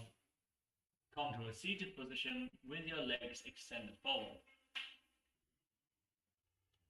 We're now going to enter the sequence of rapid exhalation through the nose in Bhastika Kumbhaka. As you hold on to your calves and extend your legs up as vertical as possible. Bring your forehead towards your knees. Keep exhaling, exhaling, exhaling, but pulling the stomach in and up. In Uddiyana Bandha. Pull your stomach in and up. Push the air out of your lungs like the bellows of a blacksmith. And दोवो हाथ पग बाहर आने गोरा तरे काकसी ठाने अंगुष्ठ पिंडली लगता धरे चरण उभे आकाश दिशी करे परिभासना now, with your legs extended forward, bring your hands behind your back and hold them to opposite shoulders. Raise your legs off the ground straight, engage your abs, and exhale forcefully again and again in Paryankasana. उत्तानशयनं कृत्वा पादौ मिलित्वा प्रसाद्य नितम्बं भूमौ स्पृष्ट्वा हस्ताभ्यां कन्दरां बद्ध्वा नौकासना Now, place your hands on the ground at the side of your body or keep them raised off the ground parallel as demonstrated by the acharyas. Forcefully exhale again and again, visualizing yourself as a boat in Naukasana. उत्तानशयनं कुट्पराभ्यां भूमिं वष्टद्य हस्तौ नितम्बं निधाय रुद्रासना Now, bring the soles of the feet together in front, scoop your hands below the feet and pull them against your chest. Forcefully exhale again and again, hold the balance and try to touch the soles of the feet against your chest as you visualize yourself as Lord Rudra, the fierce dimension of Lord Shiva in Rudrasana. पगरली संपोट करी हाथ से ओबका उचाही पका का अंगूठा robo लेबो परली कानी तालवे उन्मुख बीटासना. Now lay on your back, relax, keep the feet flat, knees raised. Place your palms flat on the ground just behind your heels, fingertips almost touching the heels, and then push your hips off the ground. Engage your glutes, engage the mula bandha, then inhale deeply, and once your lungs are full, forcefully lock your throat, contract the throat, contract the perineal floor, create pressure inside of your lungs in Murja Kumbhaka and hold your breath for a long time in this intense pressure, forcing the prana into the Sushumna Nadi, the central nadi of the spine.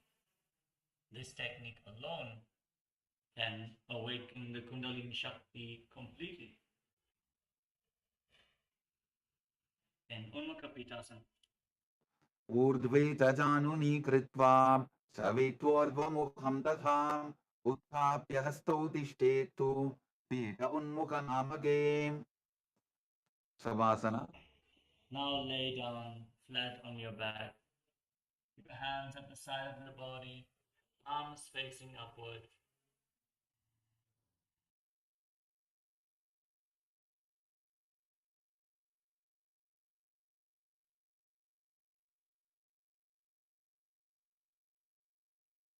Fully relax every single muscle of your body.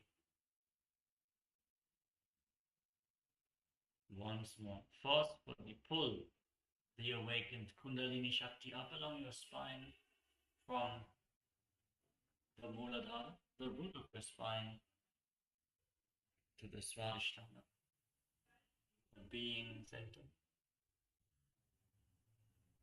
Manipuraka, the navel center. Raise the energy higher to the Anahata chakra.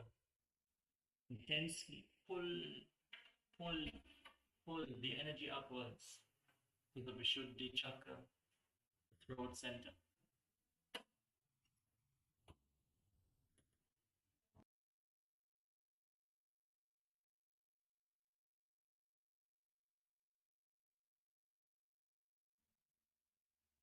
Pull the energy all the way to the Anya chakra, the brow center, in between the eyebrows,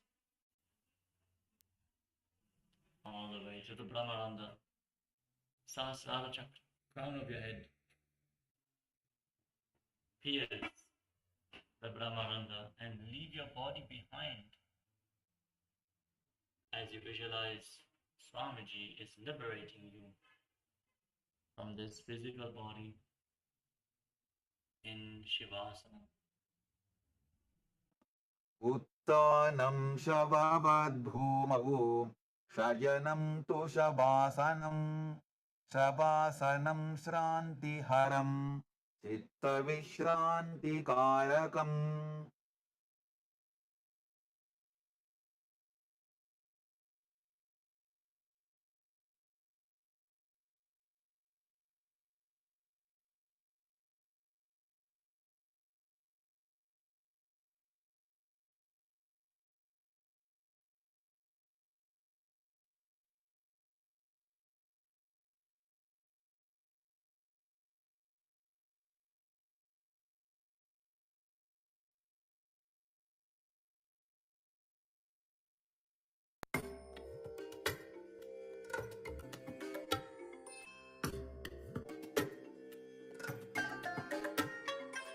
I bless you all. Let you all open all your three eyes and manifest the powers of Mahasada Om Nithyananda Paramashivoham. Om Nithyananda Paramashivoham. Om Nithyananda Paramashivoham.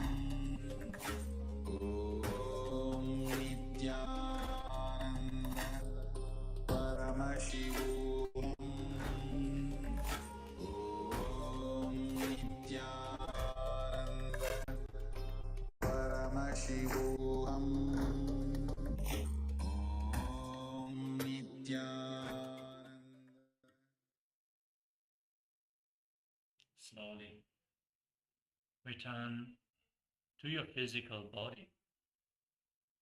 Start to wiggle your fingers and toes. Rotate your wrists and your ankles. Move your arms and legs. Pull your knees up towards your chest. And circle your legs with your arms. Squeeze your body into a ball and rock it from side to side. Massage your back. Turning back to your body as you slowly sit up into a comfortable seated position.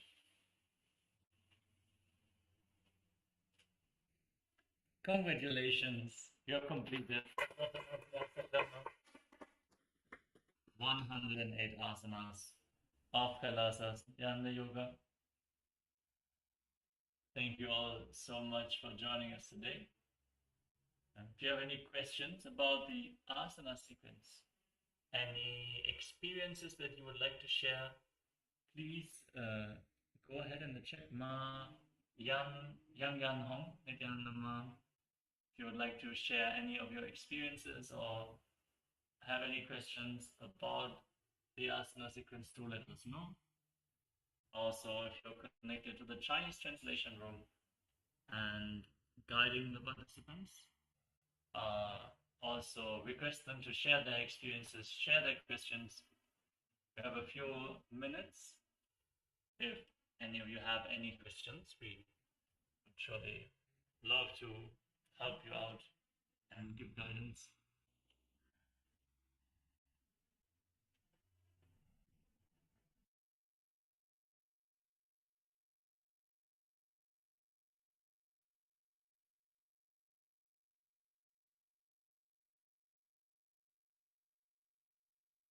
Is it done, Nama? Are there any translators available at the moment? No?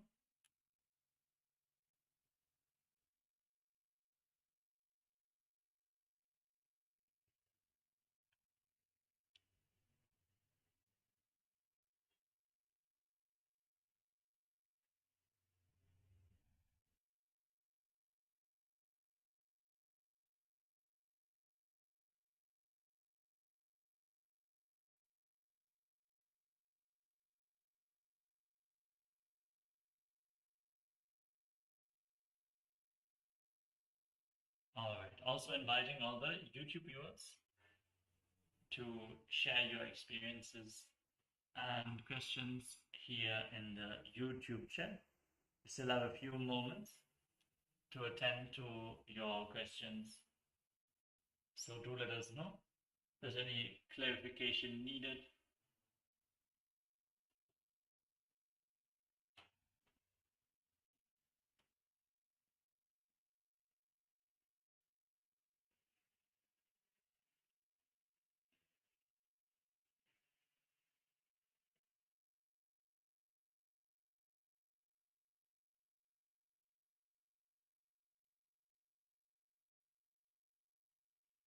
Understand, yoga is not just a mere physical exercise. It's not just stretching your muscles and building strength. It is a straight science for spiritual enlightenment, where aligning all those energy centers, infusing the intense energy, moving your body with authenticity, high intensity, accumulates the cosmic energies in your body. It is detoxifying your internal organs, making you live long. Swamiji said, when you do intense yoga, you also have to do completion, because yoga will make you live long, so you better make yourself live happy also. So we want to thank all the participants for joining us today. And again, if you have any questions, you can leave them in the chat. The acharyas will always be available to answer any of your questions. But for now, let us sit with our head, neck, and spine in a straight line. Close our eyes for a moment. Take a deep breath and visualize Swamiji in our inner space. bow down in deep gratitude at His divine lotus feet. As we conclude this session of Nithyananda Yoga with the Purna mantra.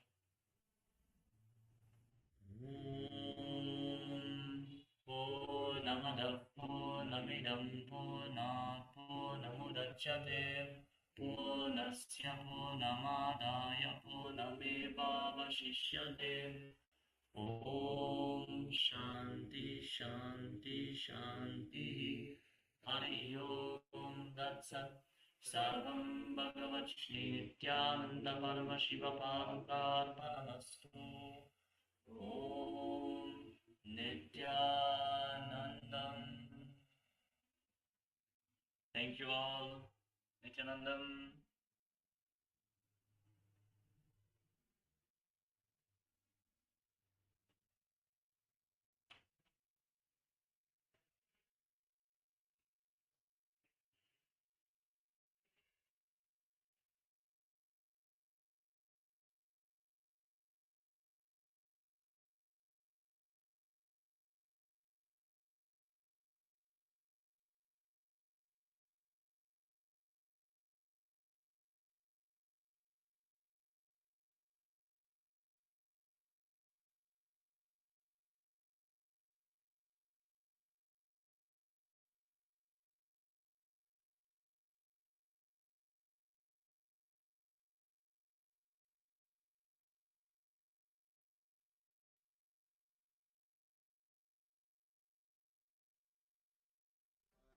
Paramashivoham Om Nithyananda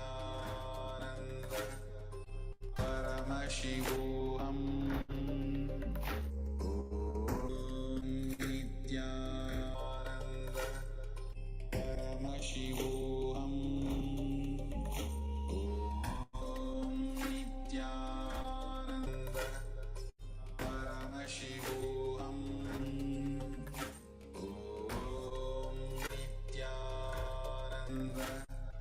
Paramashivoham Om Nithyananda Paramashivoham Om Nithyananda Paramashivoham. I welcome you all with my love and respect. Let you all open all your three eyes. Om Nithyananda Paramashivoham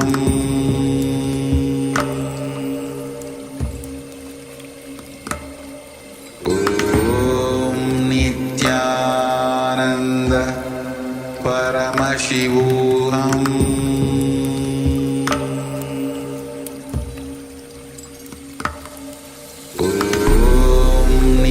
Nithyananda Paramashivoham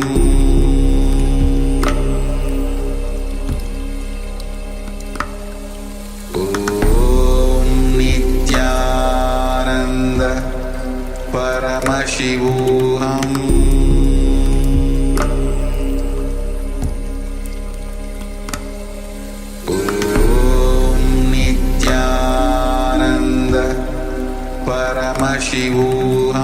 Om Nithyananda Paramashivoham Om Nithyananda Paramashivoham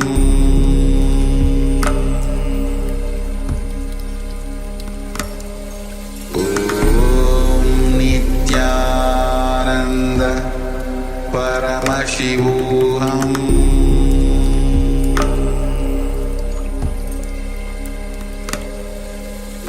Om Nithyananda Paramashivoham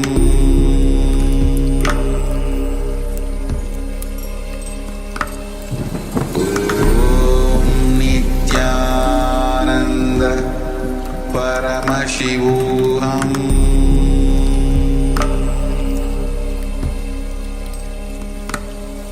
Om Nithyananda Paramashivoham Paramashivoham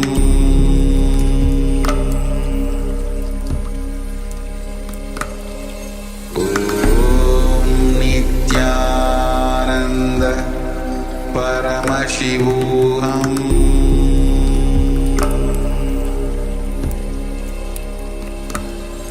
Om Nithyananda Paramashivoham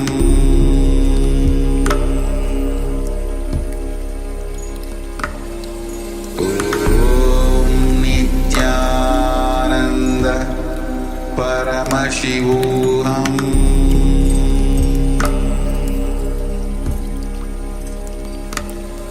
Om Nithyananda Paramashivoham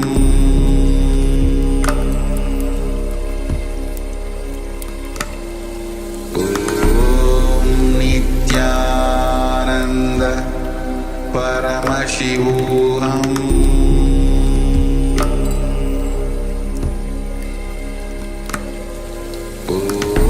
Om Nithyananda Paramashivoham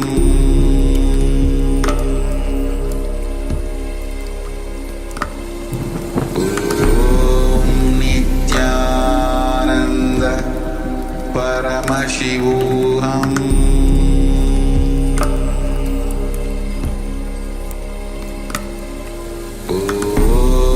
Nithyananda Paramashivoham Paramashivoham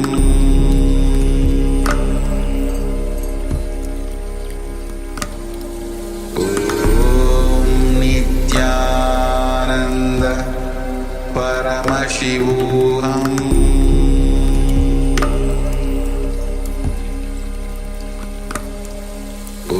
Om Nithyananda Paramashivoham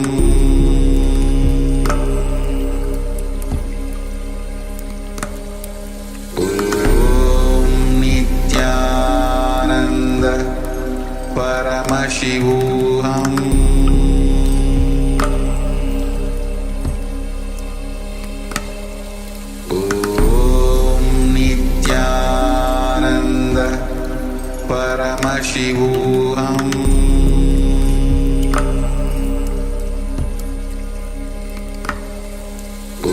Om Nithyananda Paramashivoham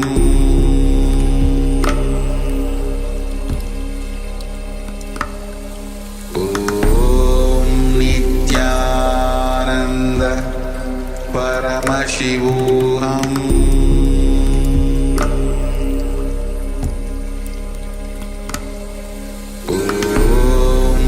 Nithyananda Paramashivoham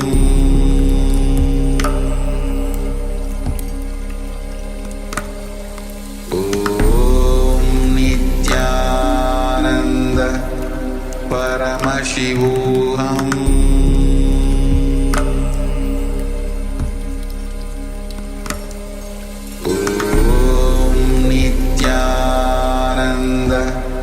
Paramashivoham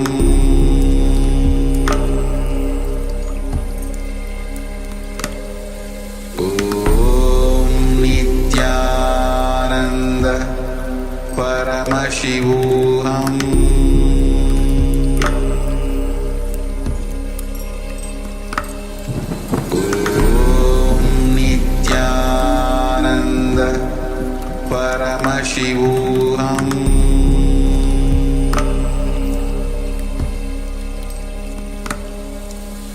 Om Nithyananda Paramashivoham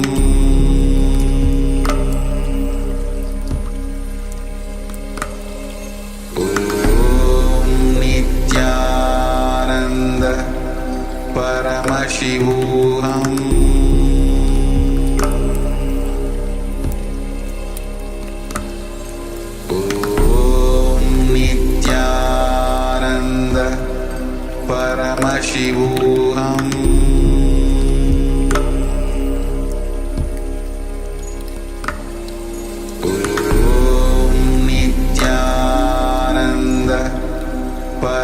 Paramashivoham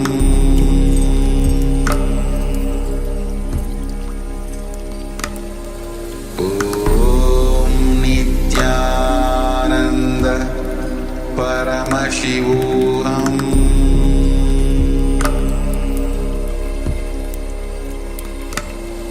Om Nithyananda Paramashivoham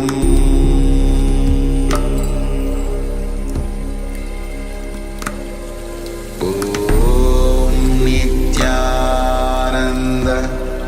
Paramashivoham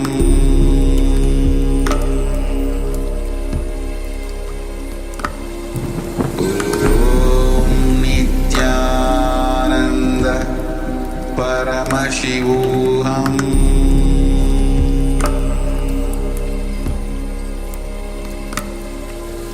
Om Nithyananda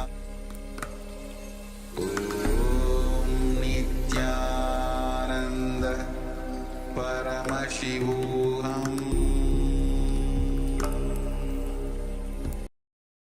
Om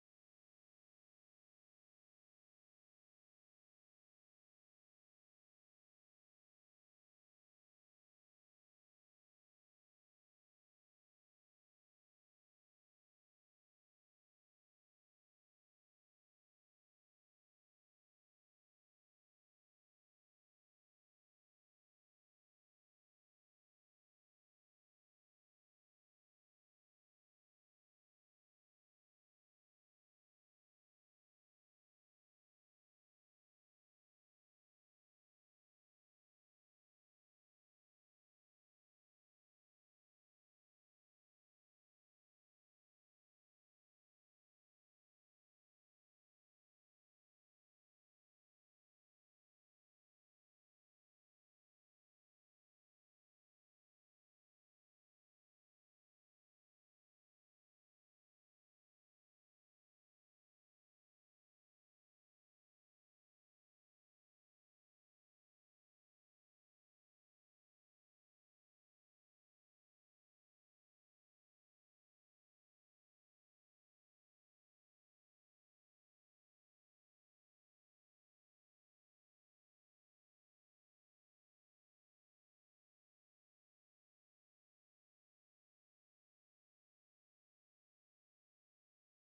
Paramashivoham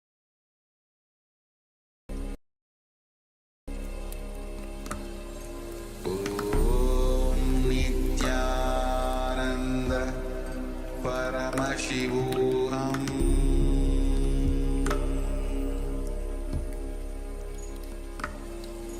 Om Nithyananda Paramashivoham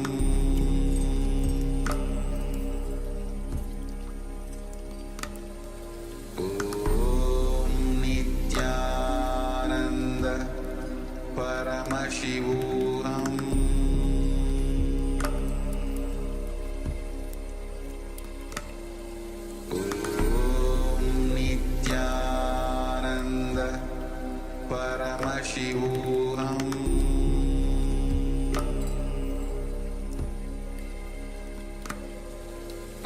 Om Nithyananda Paramashivoham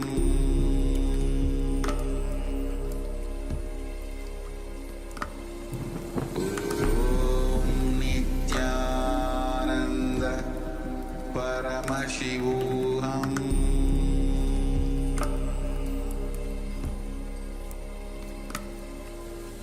Om Nithyananda Paramashivoham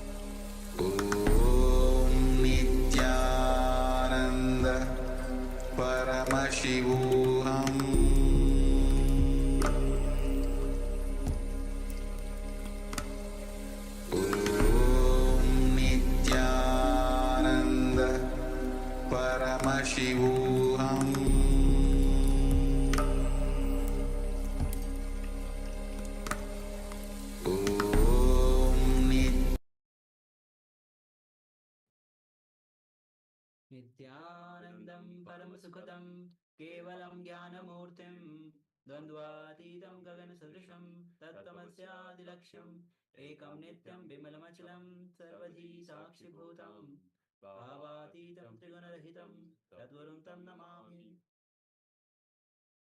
Yes. Welcome and Nityanandam to all of you. Nithyanandam, welcome. And yes, Nityanandam, all of you. Requesting all of you to switch on your cameras as we are about to enter into the power manifestation round. Manifesting the powers of Paramashiva. And remember again and again that the more and more you manifest the powers of Paramashiva, the more you bring oneness, you grow oneness within you. The more you deepen your connection to Swamiji. The more you enrich yourself, the more life become exciting. So let's get ready to manifest the powers of third eye. We'll be entering with the SUPREME, which is the scriptural reference for manifesting the powers of third eye. Let us know if you are able to hear us on YouTube, on Zoom, and all other social media platforms. Okay. So with this, let's get ready. We'll be entering into the SUPREME. Kapalantarmano yasya tishtan militalochanaha kramena manaso dharyat lakshaye lakshamuttamam.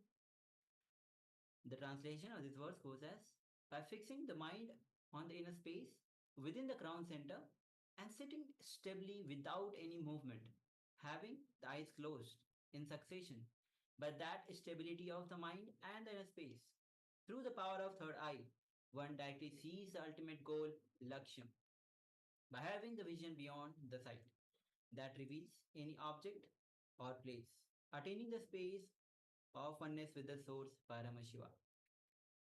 With this, let's get ready to manifest the powers of third eye. All right, so requesting every participant to please put on your eye bands. So your eye bands, if you have eye bands, if you don't, any piece of cloth would do that can cover your eyes such that you cannot see through the piece of cloth itself. So any cloth or an eye band, if you could please put on your eye bands. Yes, Nithyananda Mahananda Garupini, welcome. We're just about to enter into the power manifestation segment. Yes, thank you, Ma.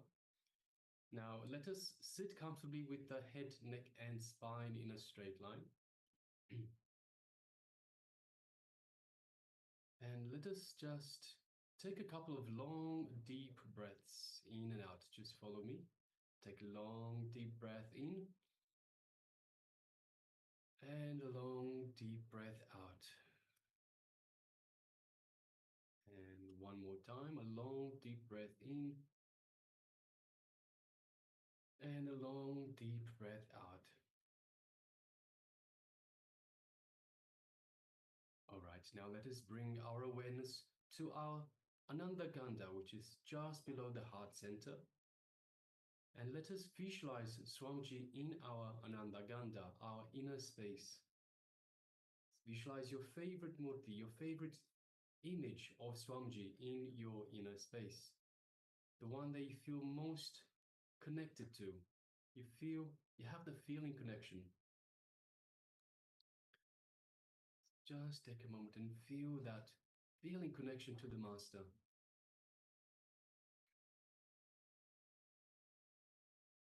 Feel Swamiji's love, his compassion, his infinite wisdom, infinite grace just radiating, showering you in your inner space.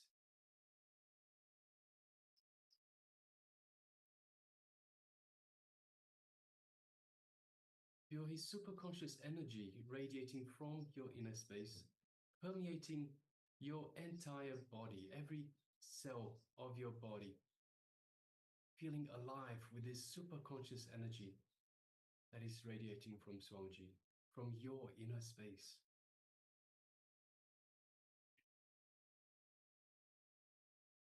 Feel the space of oneness with Swamiji in your inner space.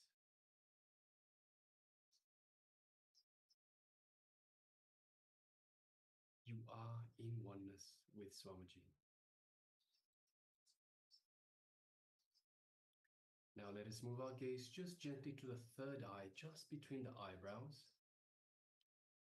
And just gently look through your third eye into Swamiji's third eye.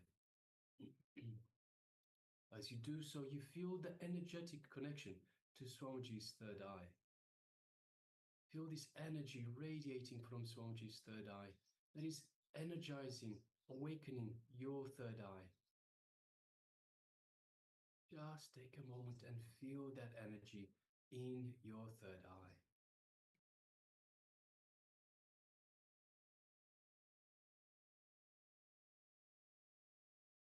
Now let us connect further by chanting the Mahavakya, the cosmic code word that Swamiji has given us to connect to him, to grow this feeling connection. Om Nithyananda Paramashivoham. Om Nithyananda Paramashivoham. Om Nithyananda Paramashivoham. Yes, continue chanting the Mahavakya. And from this space of oneness with Swamiji, space of oneness with Paramashiva, let us start manifesting the power of the third eye. The image is being displayed for you now. Let us begin.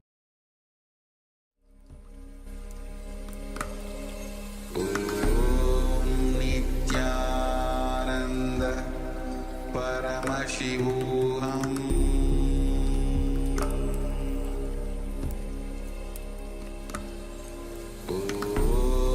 Nithyananda Paramashivoham.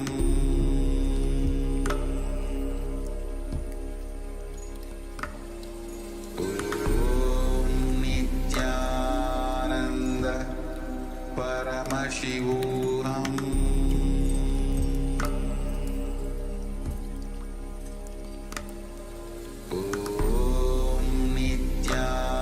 Nithyananda Paramashivoham. Nithyananda Paramashivoham.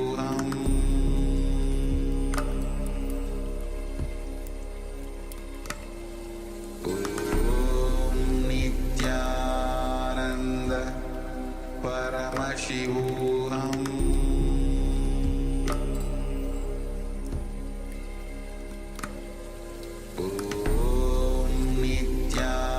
Nithyananda Paramashivoham.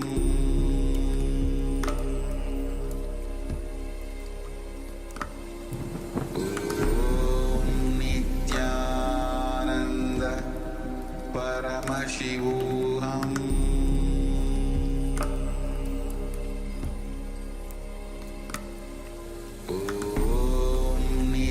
Nithyananda Paramashivoham.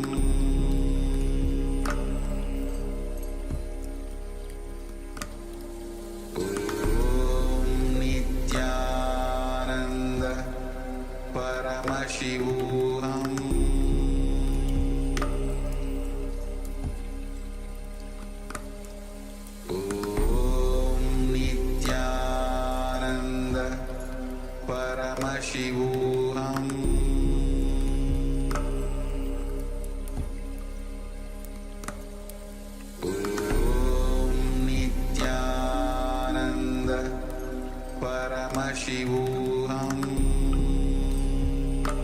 Nithyananda Paramashivoham. Nithyananda Paramashivoham.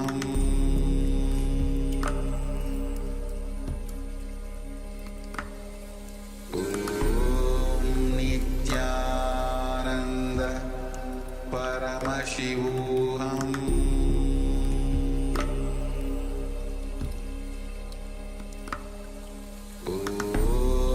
Nithyananda Paramashivoham.